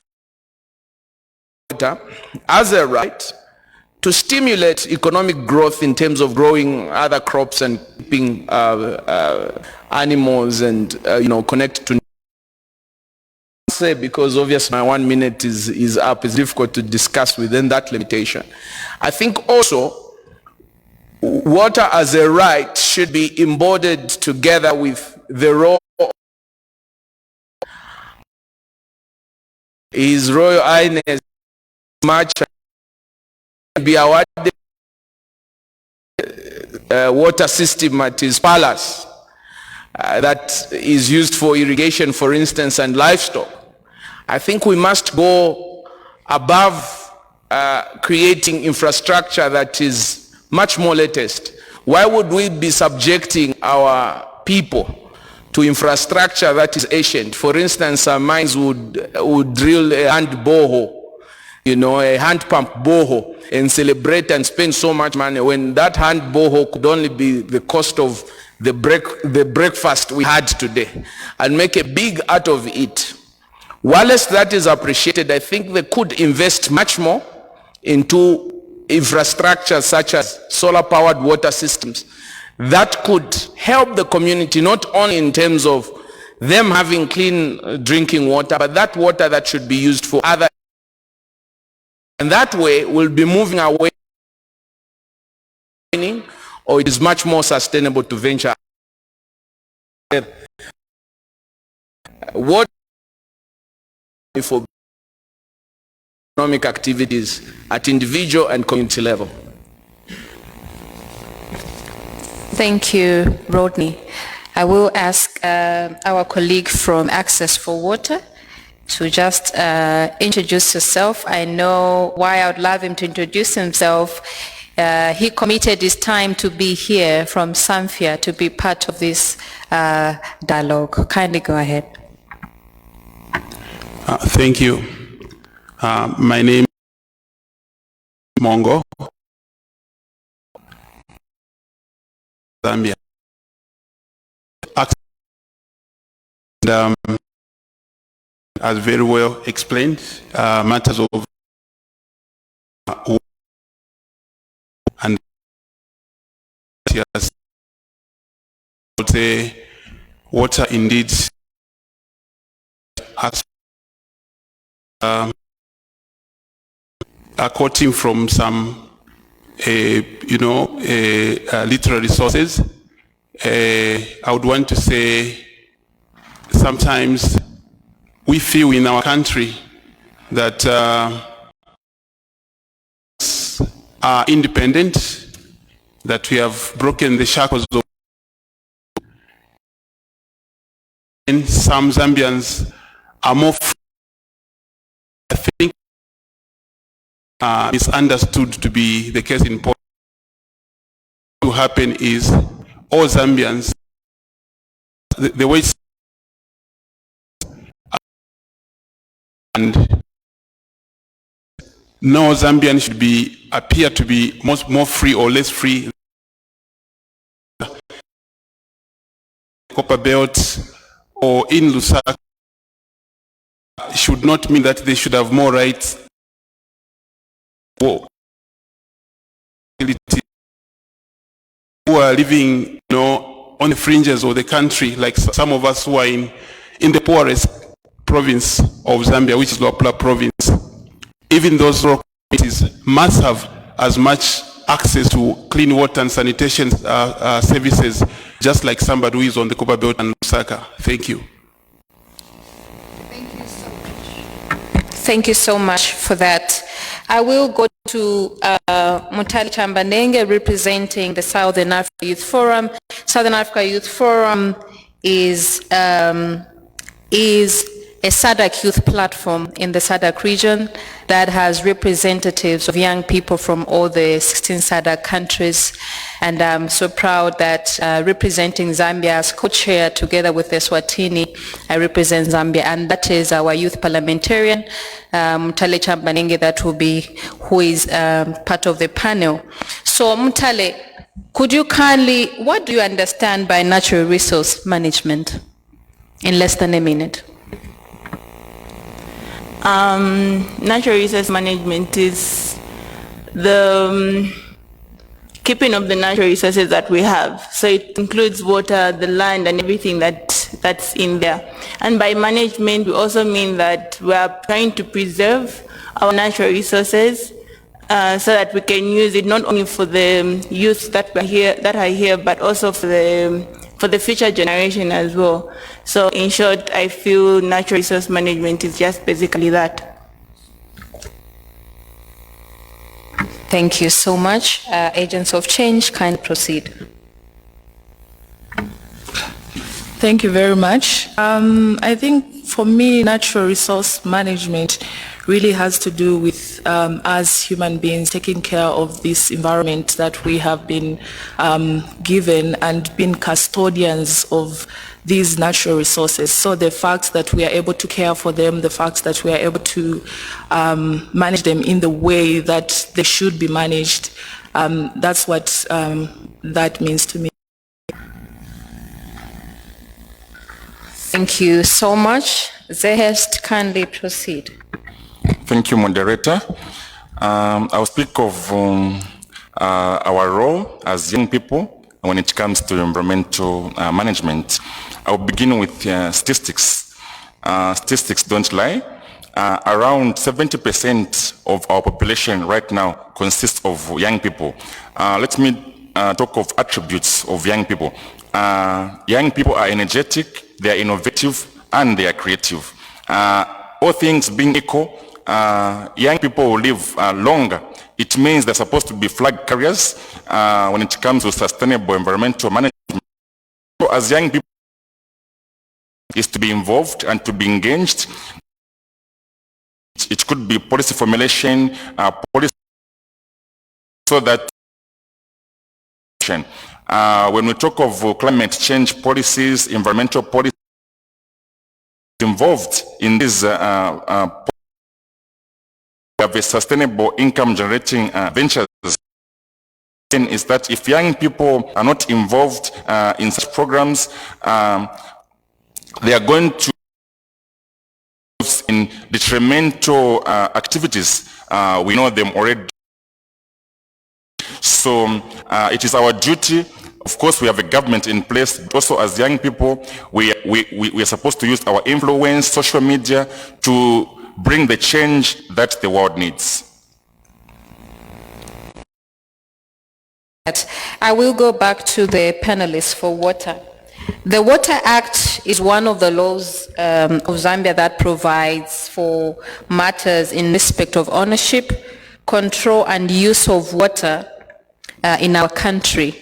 It gives powers. It gives powers to companies, including mining, power generation, and steel manufacturing, to use water for mechanical and industrial purposes.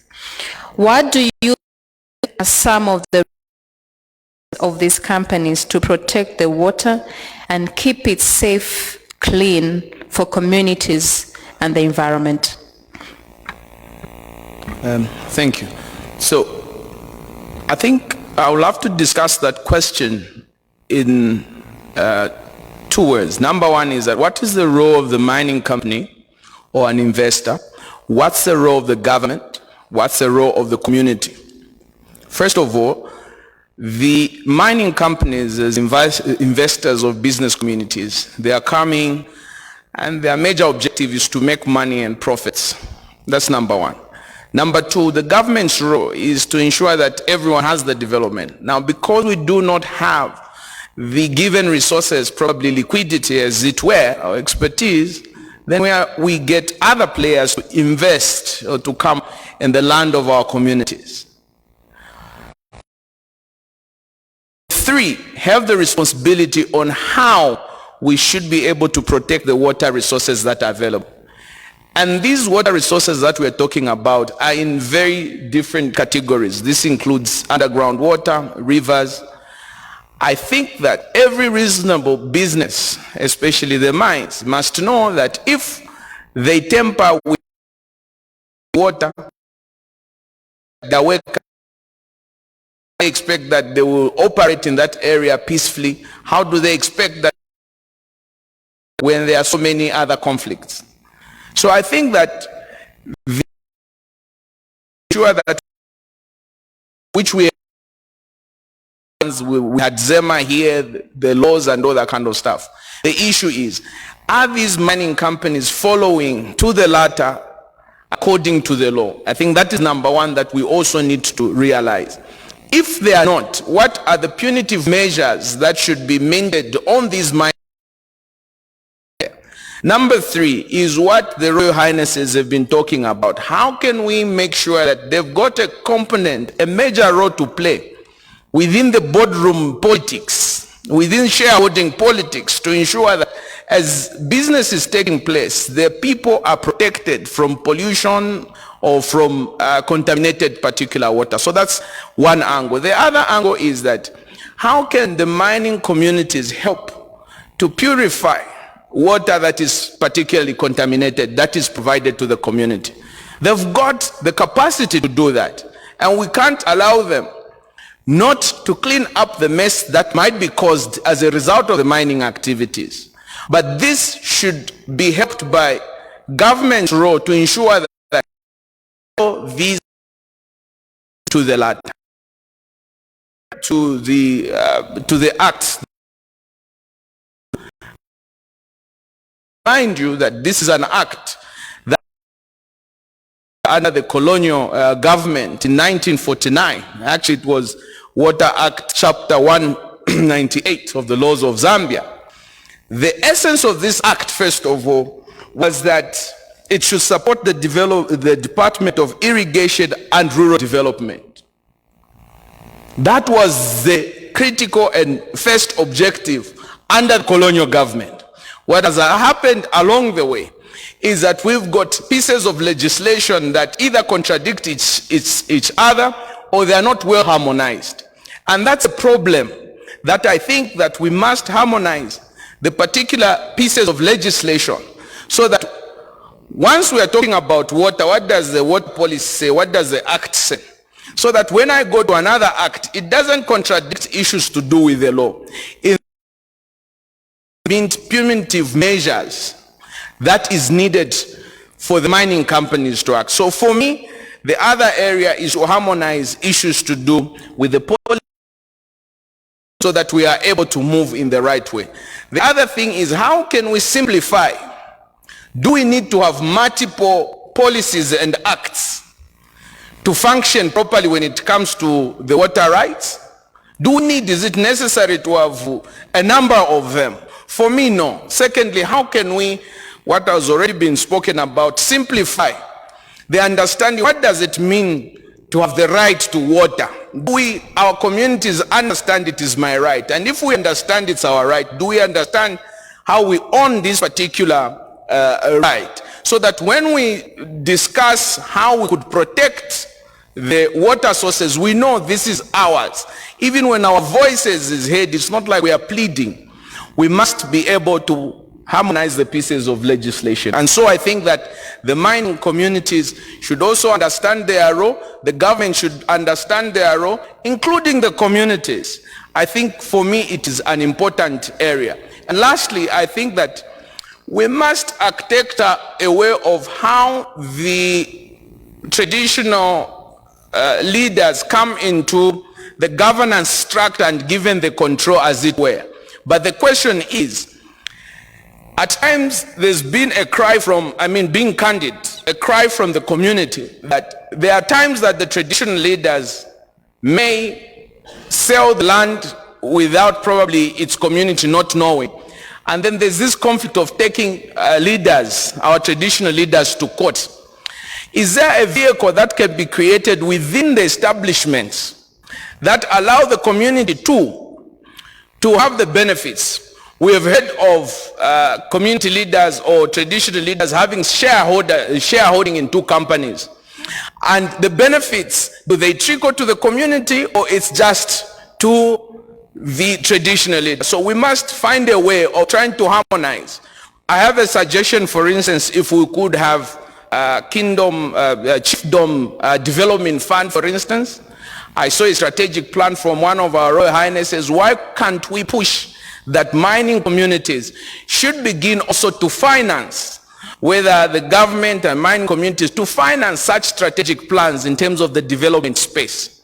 Are these strategic plans also accepted, chiefdom strategic plans accepted by the government planning department, such as the national, the ministry in charge of planning or the local authorities and such other things? How do we make sure that these are harmonized so that when we are pushing, when the government is pushing, when the community is pushing, when traditional leaders are pushing, we are pushing one particular agenda? If it means water is a priority, we should start with water.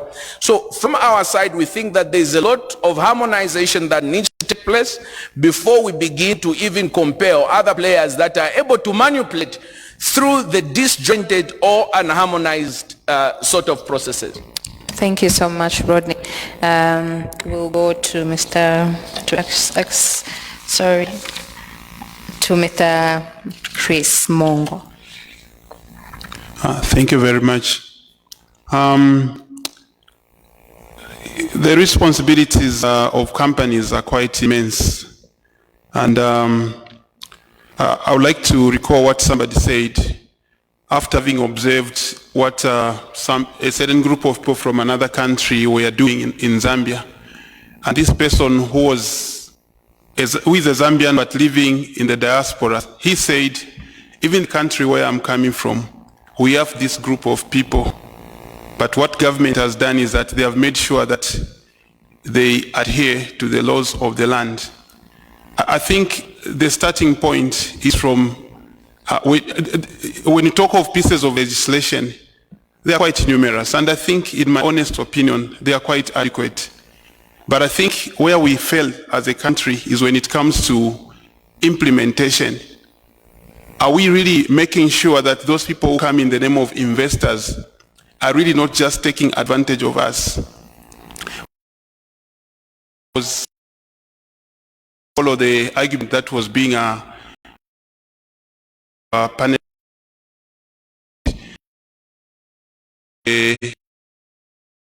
talking response come to operate under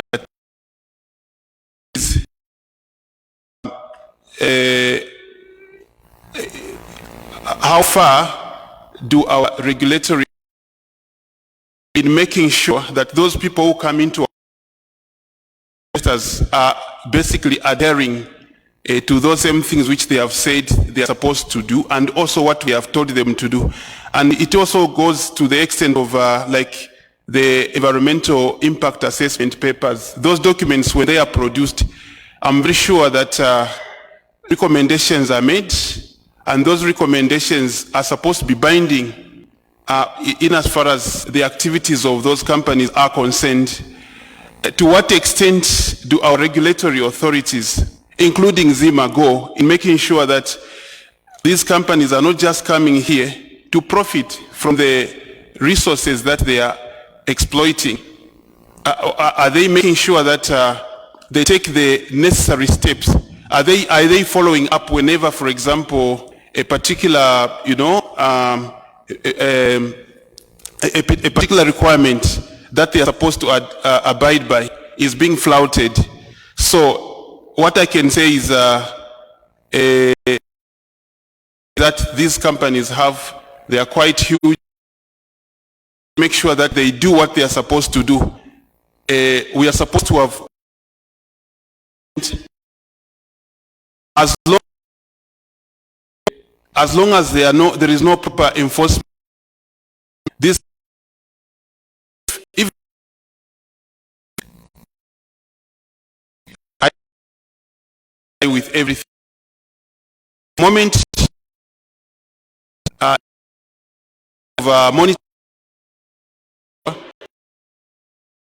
compliance to what they are supposed to do as responsible companies, I think that's going to help. That's going to go a long way.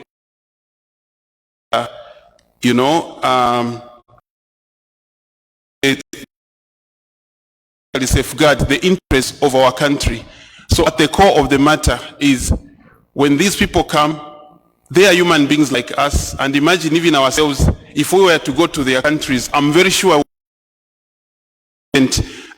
procedures and processes in the way that we are going to handle our affairs. So if we can be if we can be kind of treatment, why can't there be some element of why can't the way they would treat us, that's how we are supposed to treat them. So I think my emphasis is on implementation, enforcement, and monitoring and evaluation. Thank you. Thank you so much for that. So the issue of the policy implementation is very important in addressing communities' water rights. I will go to the youth. Do you think the Zambian government have created an enabling environment for the young people to advocate for a mineral resource, for fair mineral resource sharing in the country?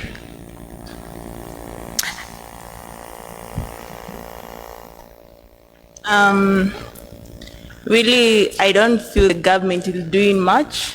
We can say the government there's a potential for them to do better.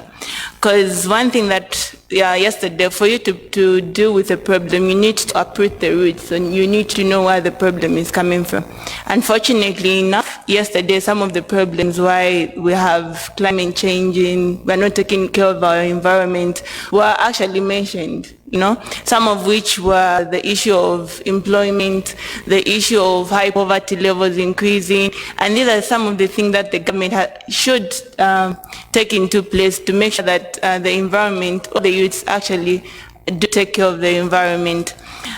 The government has actually reduced the education sector concerning the budget from 20.2% in 2015 to 12.4% for 2020, which shows that yes, we need the rules and the laws are there, but the government is not really investing in the education sector for the youth. So how are we going to access that information that we need in order to protect our land?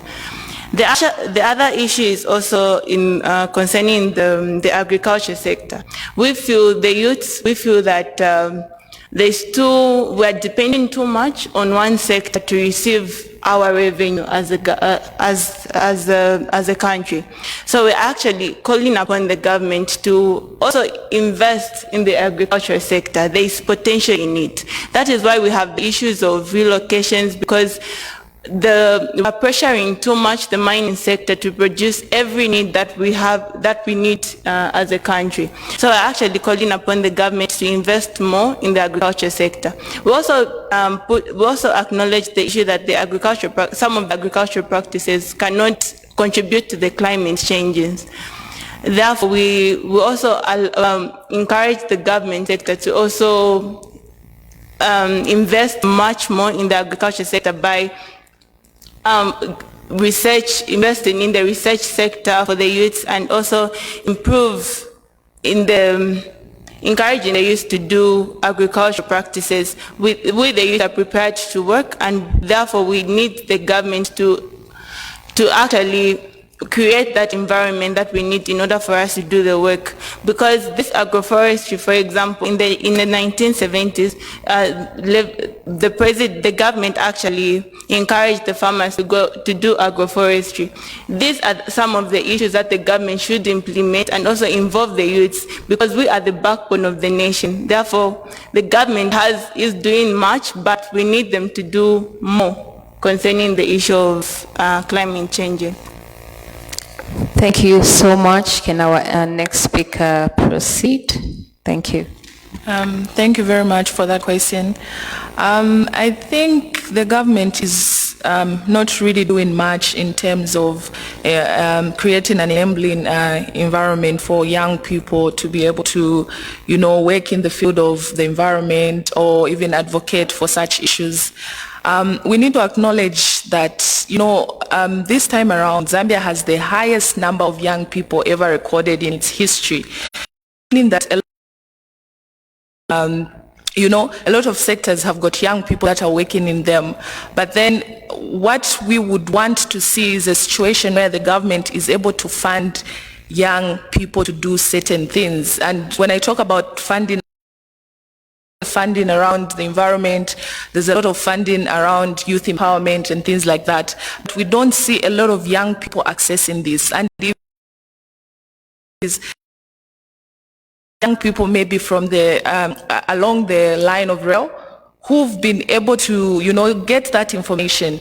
But when we talk about young people who are in the rural areas who deserve to have this kind of funding, who deserve to have this kind of information, it's not getting to them. So I think it's not really about the Lusaka youths who need to know this information, who need to access such kind of information. It's every young person, so long as the person is young. So the government is not really doing that much in that place. And also when you talk about youth engagement, I think the government also needs to make sure that in their ministries they have young people who are being represented, in the sense that if we have a ministry that is in charge of the environment, person that should be presenting solutions that the young people have,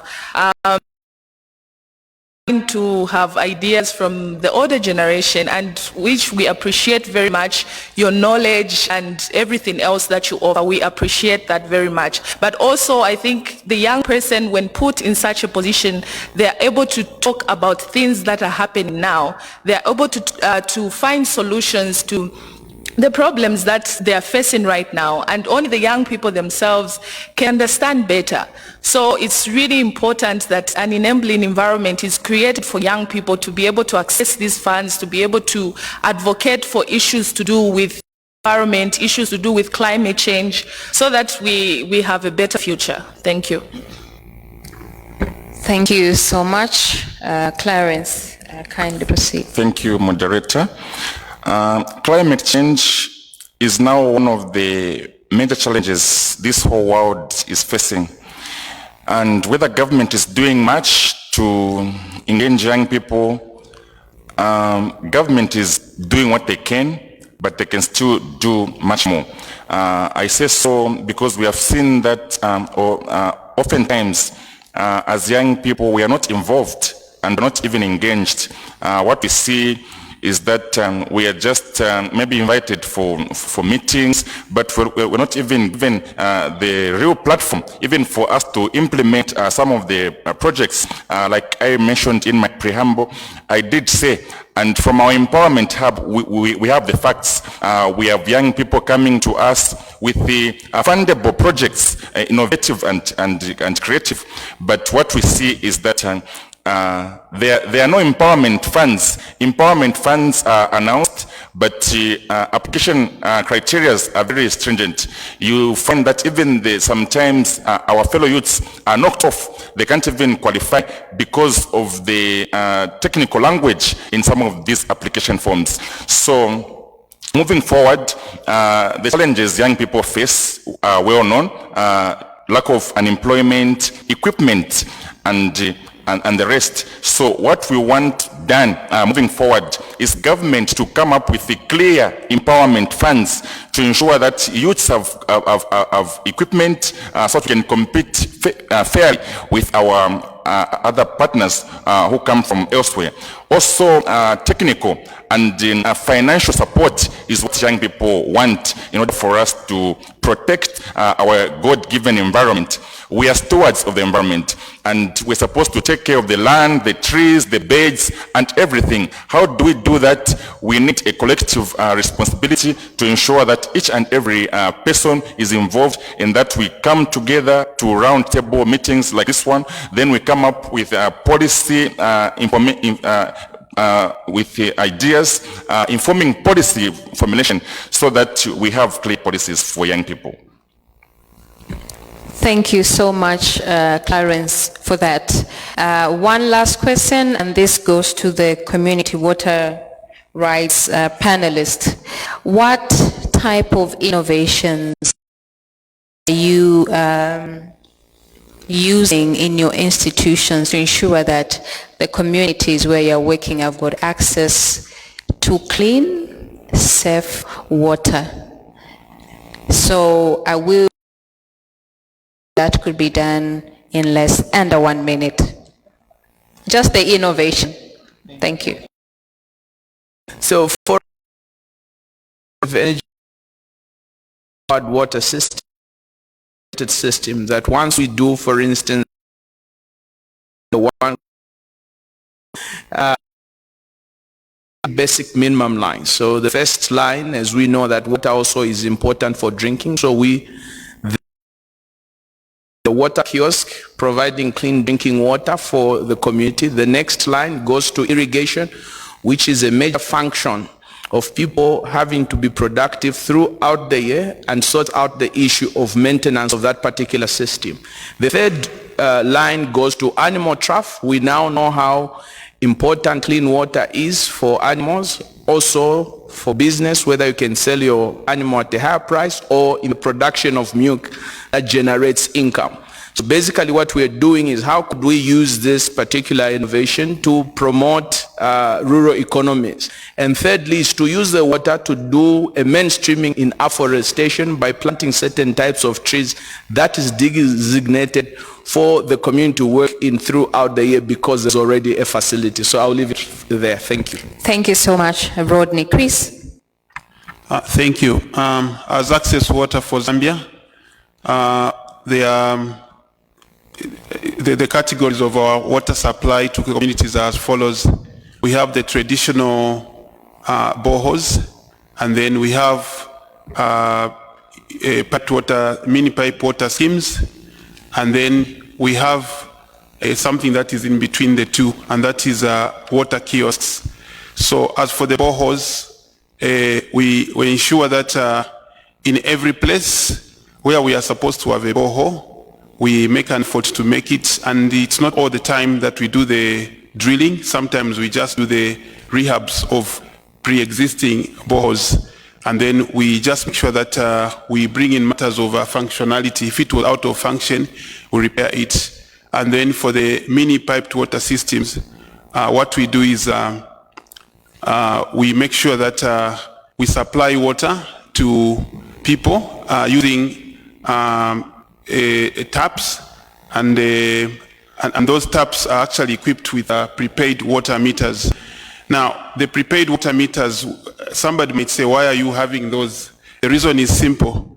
We want to collect revenue, we want to collect money from the communities, which will be used for the purposes of. There is no point for you to have a system that cannot. At one time or another, the system is going to have some breakdowns. Therefore, the same money that they pay to us, we'll have to use it now for sustaining the system. For the water kiosks, pipe water schemes are basically powered, and then the kiosks are also powered using the solar system. Now, recently, we even had a pilot project to actually promote a drip irrigation system to make sure that some of our farmers, some of our potential farmers could actually have access to water to get their crops. But because of the challenges of the scarcity of water, you find that when you are doing sprinkler irrigation may not be available. Therefore, we have introduced in two areas irrigation by drip irrigation by using the drip system, which actually cuts out a lot of water wastage. And I can report to you confidently that as I'm talking to you now, Mabala Island, which has been traditionally known to be a source of a lot of focus of not only of Luapula province, but even is now cabbage, because we have taken that initiative. So if you meet somebody from conclusion that this person is a fisher person, some of those actually are very productive farmers. Thank you very much. This has been a very interesting panel discussion. At least we have heard the same people. Their complaint is that and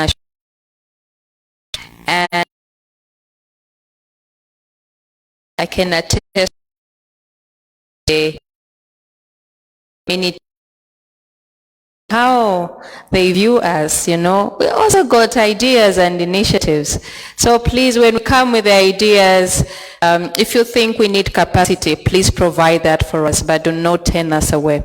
Thank you so much. I will open for plenary. We are going to have, how many questions would we have? We are going to have 4 questions. 2 from their Royal Highnesses and 2 from the civil society. And we conclude to go for our lunch. Chief Munukwa and then Senior Chief Member Representative Mr. Moses Kazavu. We'll start with Chief Munukwa. Kindly proceed. Good afternoon once more. I am very much touched with what's been discussed, especially by the young people. The youth. Very touching indeed.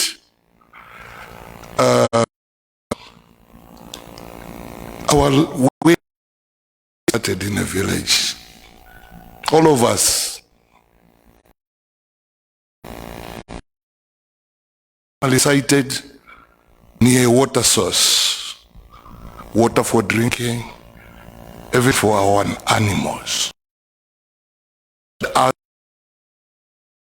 Some of our people were exposed to new ways of life. They visited places like Kualari, that's why. There was a feeling that we needed better things. Bad thing in a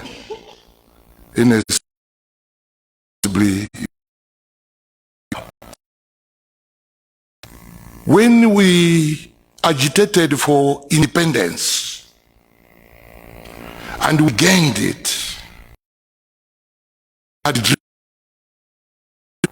wanted to live like a white man in our country, which at that time we were prevented from doing. Now we open.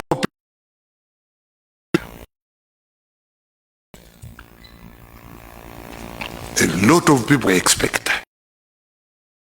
So the problem in 19, what the question was, and we have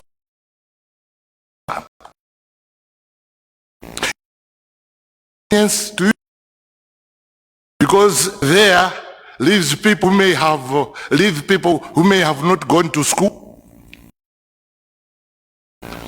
Is it themselves who have uplifting their lives? The question to the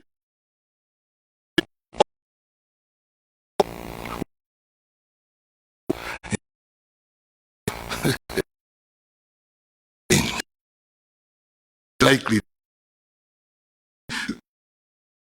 water. We must.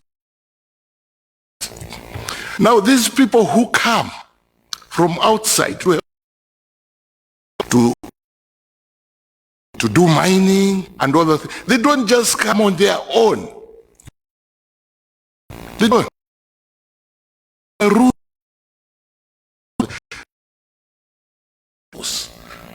So when you are negotiating,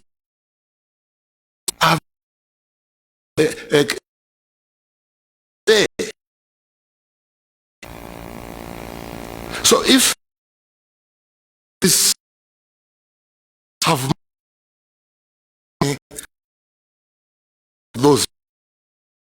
Now, when you are removing a village there and setting it somewhere, you must. Yes, the beginning started with the borehole. You know, it takes a lot of work to do.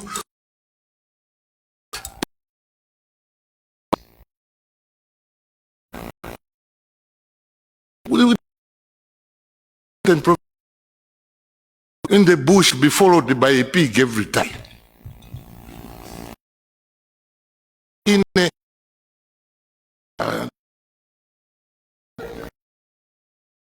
thing, those to school, that's what the Kaunda did. Some of us who were born in the village were taken to 7. So now, so what you have been saying there is correct. All of hands together. If we blame that, we blame ourselves. We must create ourselves systems that work. You see, chiefs, the ones that is ruining this country, but they agreed themselves as chief of Nugwa. I cannot satisfy my people. You can't be. We have to like agreed that let's reduce some of our powers and lend it to this. And now you have a constitution, so you have a president, you have everyone whom we expected, you know, to do what we were unable to do at that smaller level. So how are we doing it? That's the question. Are we doing it properly? Even when you have a government in power, even if you have a position, are the opposition opposing properly? Is the government governing properly? These are the questions that we, traditional leaders, should be asking. And when we're doing this, I'm trying to answer why we have problems why we are not solving problems. We start bickering. There's no cohesion. Even among traditional leaders, we are here possibly brought together, but do we talk to each other so that we can solve the problem of this country? Touched by the young ones. I was born in the village, but later on, I got employed. I was working for Zesco. But later on, because of the nature, my father died and I was taken to the village. When I was in town, school and all those things. When I went to the village, my neighbor became that young boy who was barefooted. Those things that town go out, you find children coming. That's the life of those villagers, so that it becomes not necessarily on power, but something that we can be proud of. So let's make rules and education that work. And we may have rules that work, but it may be us who are making it difficult for what can work. Yeah. There are a lot of rules and regulations. We are not implementing them because we feel it's not them, it's us who are problems. It's us traditional leaders who are a problem. It's these politicians who are a problem. It's you, some of you in NGOs who are a problem. Let's find it out. Come, let's sit down. If we do that, I'm telling you, we won't be wasting time. Yeah. I'm sorry I became like emotional, but you have to be emotional if you are looking after people. You must be emotional. But your emotions should be the right ones. So I want all the leaders, the traditional leaders here. We have a tendency of taking sides, even for things that are wrong. That one is wrong, then you want to support him. Because, Uyochoka Christian Province, being as someone, no, you are from Southern Province, you must side with someone, even if he's doing wrong. We must stop that kind of thing. We must be speaking to each other as traditional leaders, custodians of traditions, which are being destroyed now. And because of that, some people seem as irrelevant. And we will become irrelevant if we are not doing them. But we are not relevant. We mentioned yesterday that traditional leaders are real and viable. And I will leave it at this. Traditional leaders are real and viable. But they have also been spoiled by what you young people are doing, even with politics itself. Thank you. Your Royal Highness, thank you so much. Traditional leaders are real and they are viable. I will get Mr. Kazevu, kindly go ahead. Thank you very much, Madam Moderator. And I'm so excited to sit before the youth talking so well like that, and I do realize that they have got a lot of knowledge that is packed in them. But one concern that I need to raise, I think, is the one that God has said that my people perish for lack of knowledge. And for sure, the knowledge that I have gathered from the young people that are in front there, I thought that this knowledge must reach right deep where it is required. I'm so excited with the way the two gentlemen have explained how water can be provided in terms of drinking, in terms of irrigation and so on. That's very exciting. And if you went down deep into the places where we are coming from, I think that is where that knowledge is required. But possibly not to take too much of this August House time, I would want to know, how can we benefit from that knowledge that you have? Thank you. Thank you so much. I will go to the civil society. Kindly give us 2 questions. So the civil society, there is only one hand. So I will take the other hand to the traditional leaders. Your Royal Highness, kindly go ahead. Thank you. Oh dear.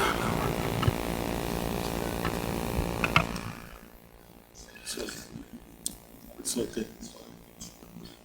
Thank you very much. It's just a comment, just in addition to what my colleague has been talking about. I think it's about time we have come with a deliberate policy that leaders at whatever level should be able to also do something. The only qualification to be a leader, you must also be involved into any activity of production. We've talked too much about youth. What is the youth? We must be leading the youth in terms of production. Doesn't matter how old you are, what you are, whatever level you are in leadership, you must also be involved into any type of activity in development.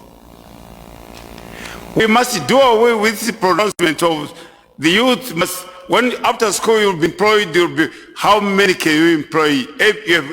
Every day you have thousands of students coming out of colleges, universities. How many are going to be employed? We must do away with that kind of announcement. We take our children to school to prepare them for self-employment. We must emphasize on that. You're going to the university or the college, whatever you're going to qualify in, you must qualify to do your own job professionally. If you can get employment, well and good. We should not take them for granted to say you'll be employed. Employment is a very, very serious issue in any country. Go to America or any other country. Employment is even worse than you have in Zambia here. Unemployment I'm talking about. It's worse. People in the developed countries like America, it doesn't matter, you come out of university, you have to do something for yourself. Here, we are saying, you'll be employed, you'll be employed. What kind of employment are you going to do, to give them? Now we have got a problem. We have got more youth unemployment than the leaders themselves. So, we must be very careful in terms of what you tell the youth. Yes, you can get employment if you're lucky. Don't promise them anything to school. That's why the idea of free education must come in. Take everyone school-going child to school on a free basis. The government must pay. But thereafter, now you are out of university or college, you have to know what to do. If there is room to employ them, employ them. If you look at the leaders right now, doesn't matter. Minister, too much but doing nothing. Salary, which is paid by the community. We to do into action. Employ it into something else to employ others. I think the four people were talking about that. I was very, very I put everything about the youth. What about personally?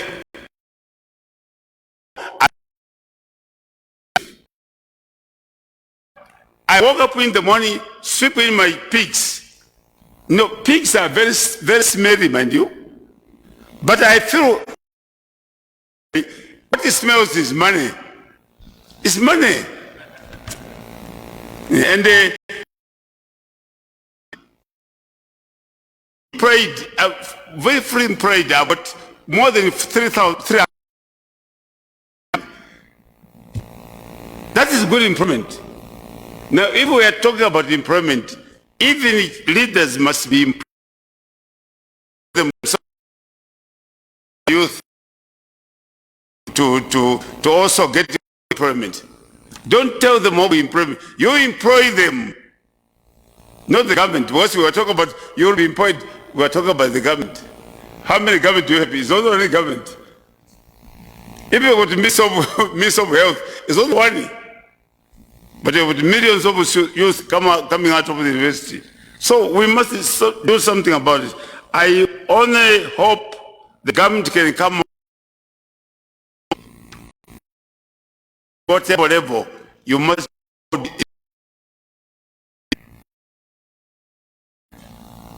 I think that is the way to go.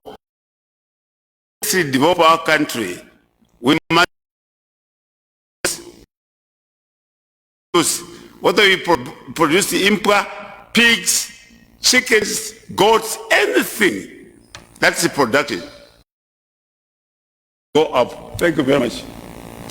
Thank you very much, Your Highness. I will give an opportunity to the Gambia, then Dr. Machaya, and we go for lunch. Kindly.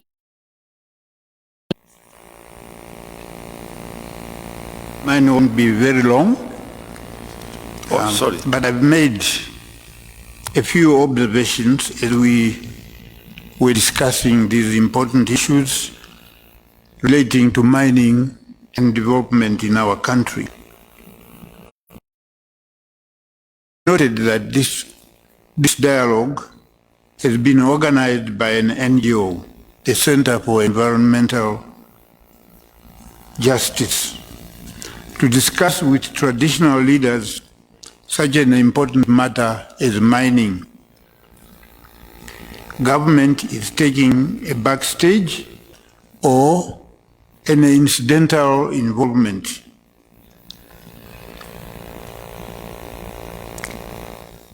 The dialogue has revealed, I hope many will agree with me, the need for central government and traditional leadership to forge a harmonious approach to issues affecting our country. I want to underline the word harmonious.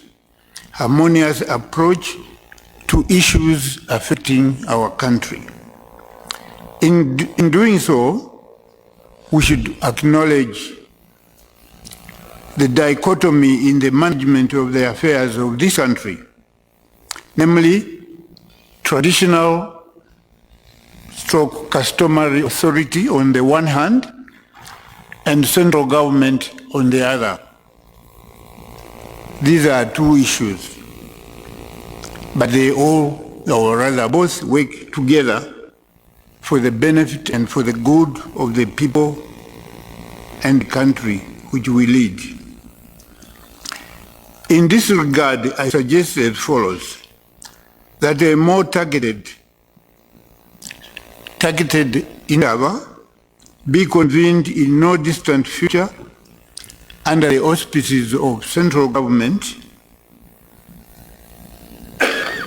to discuss, among other things, the relations between the two authorities, that is, traditional leadership and central government, which, on the face of it, seem to be working at cross purposes, as if they are fighting each other, and yet we are leading the same people in the same country. I suggest also that provisions or legal provisions to define this relationship, to define traditional leaders, you chiefs, vis-à-vis central government, I think must be enacted so that there will be accord in the way we operate. And there should be therefore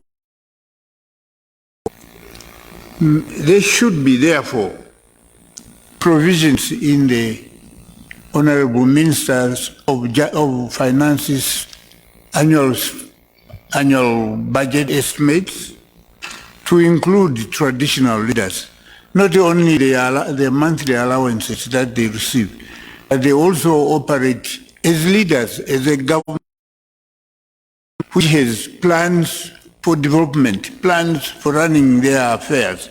These must be reflected in the national budget.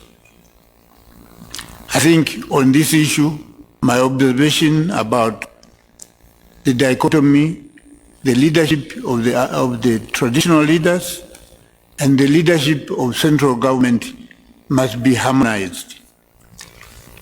The second question or issue that I want to raise here, we have been talking about protection natural resources, natural environment. Very little has been said about cultural matters or cultural heritage and its protection in the mining operations. So as we discuss the rest of the day, let us also direct our minds towards our cultural heritage, which you traditional leaders are custodians of.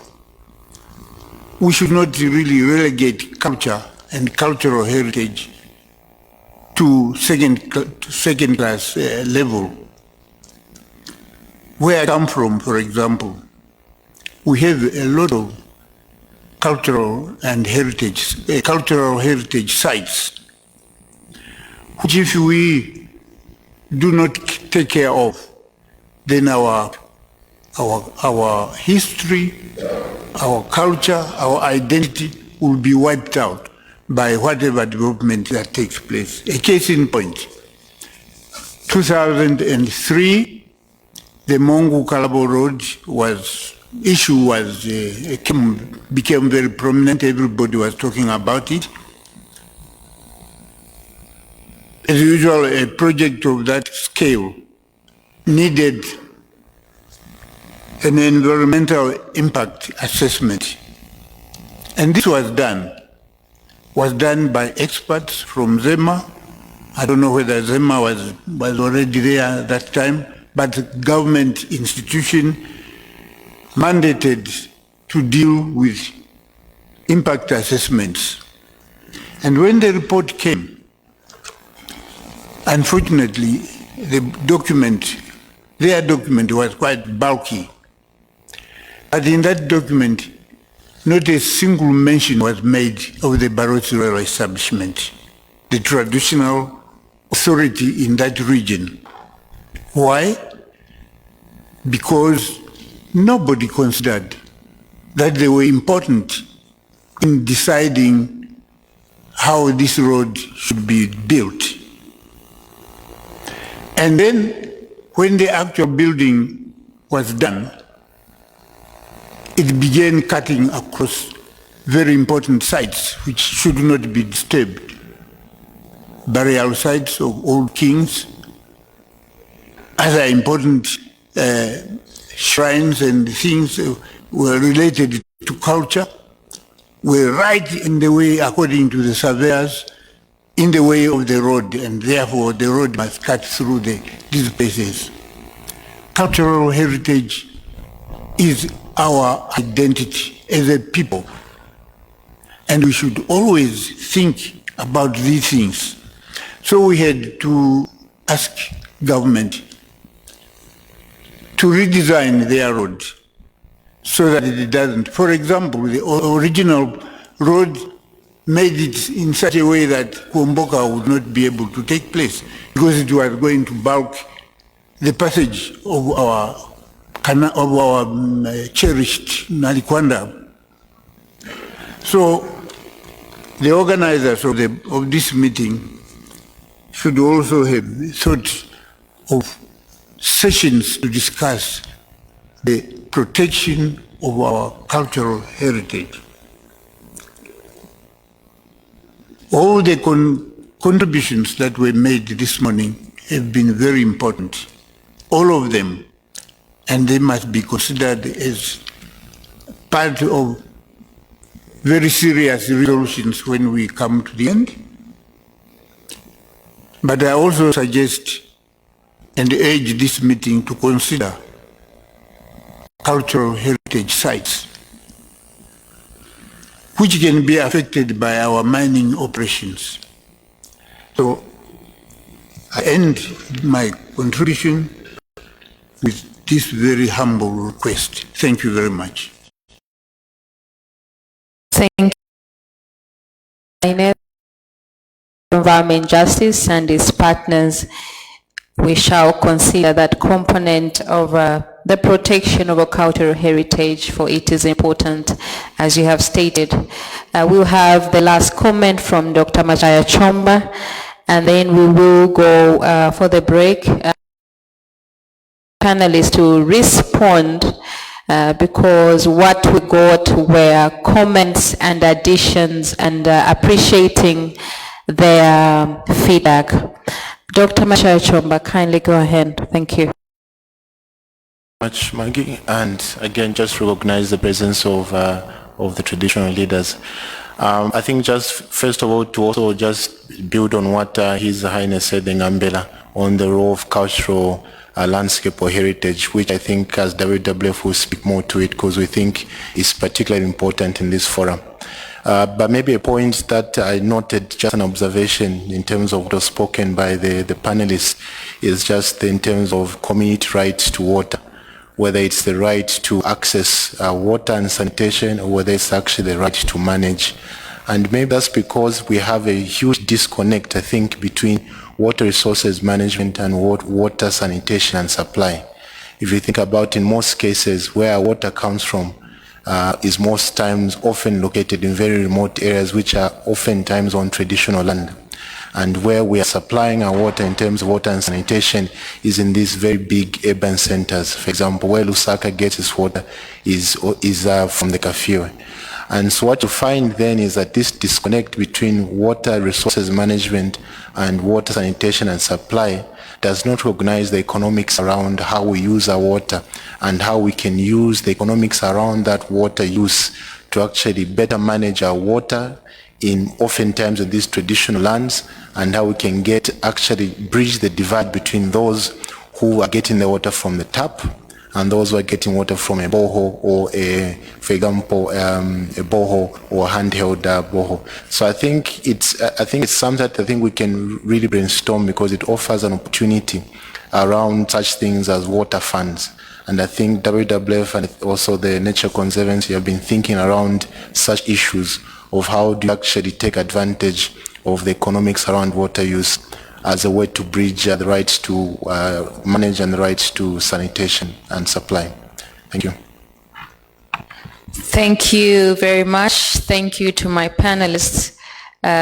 Please take your seats. I will ask Dr. Stanislas Piri to bless our lunch. So before that, this is already about 2 p.m. I will request that we are all back here at least before 3 p.m. If we could have our lunch within an hour and be seated here by 3 p.m., we will have 2 presentations from WWF and then a combined presentation of Kansanshi Minerals and Kalumbila, and then we will go into the breakaway sessions. The way the breakaway sessions are going to be is that our traditional leaders, they will go into the holding room, and I will be the moderator for that session. They will be giving us their action points for each issue that has been raised here as an intervention going forward. And then we will have another group that will be in room 1 here. The moderator will be able to guide how they will proceed. And there is another last room in that area. There will be another group, and the 4th group will remain in here. And that breakaway session will last for an hour, and we will come back here for the main plenary to give the feedback, and then CEJ and its partners, hoping before we close our communique, will be ready, that will be able to share. And later on, we are going to we will be flagging off and launching the Environmental Protection Awards. That is going to be, we are hoping that it runs, depending with what time we are going to be done here, but we need to go in the next room where we'll be awarding the recipient, the deserving recipients for the Environmental Protection Award. Also, CEJ will give recognition awards to the individuals that we have worked with and institutions. Dr. Piri, kindly go ahead to bless the meal, and then we shall proceed, I think. We will pray in the name of the Father, and the Son, and the Holy Spirit. Father, we appreciate and thank you for all that you have provided. We appreciate the fact that we are discussing natural resources that you provided, and so we give you all reverence. Today we ask you to bless the food that we're about to partake, and we also ask that those that won't partake of it be blessed too. In the name of Jesus, your Son, we pray. Amen. Amen. Secretariat, kindly guide our delegates where they are having the lunchroom. Thank you. Somebody to come here quickly and do that.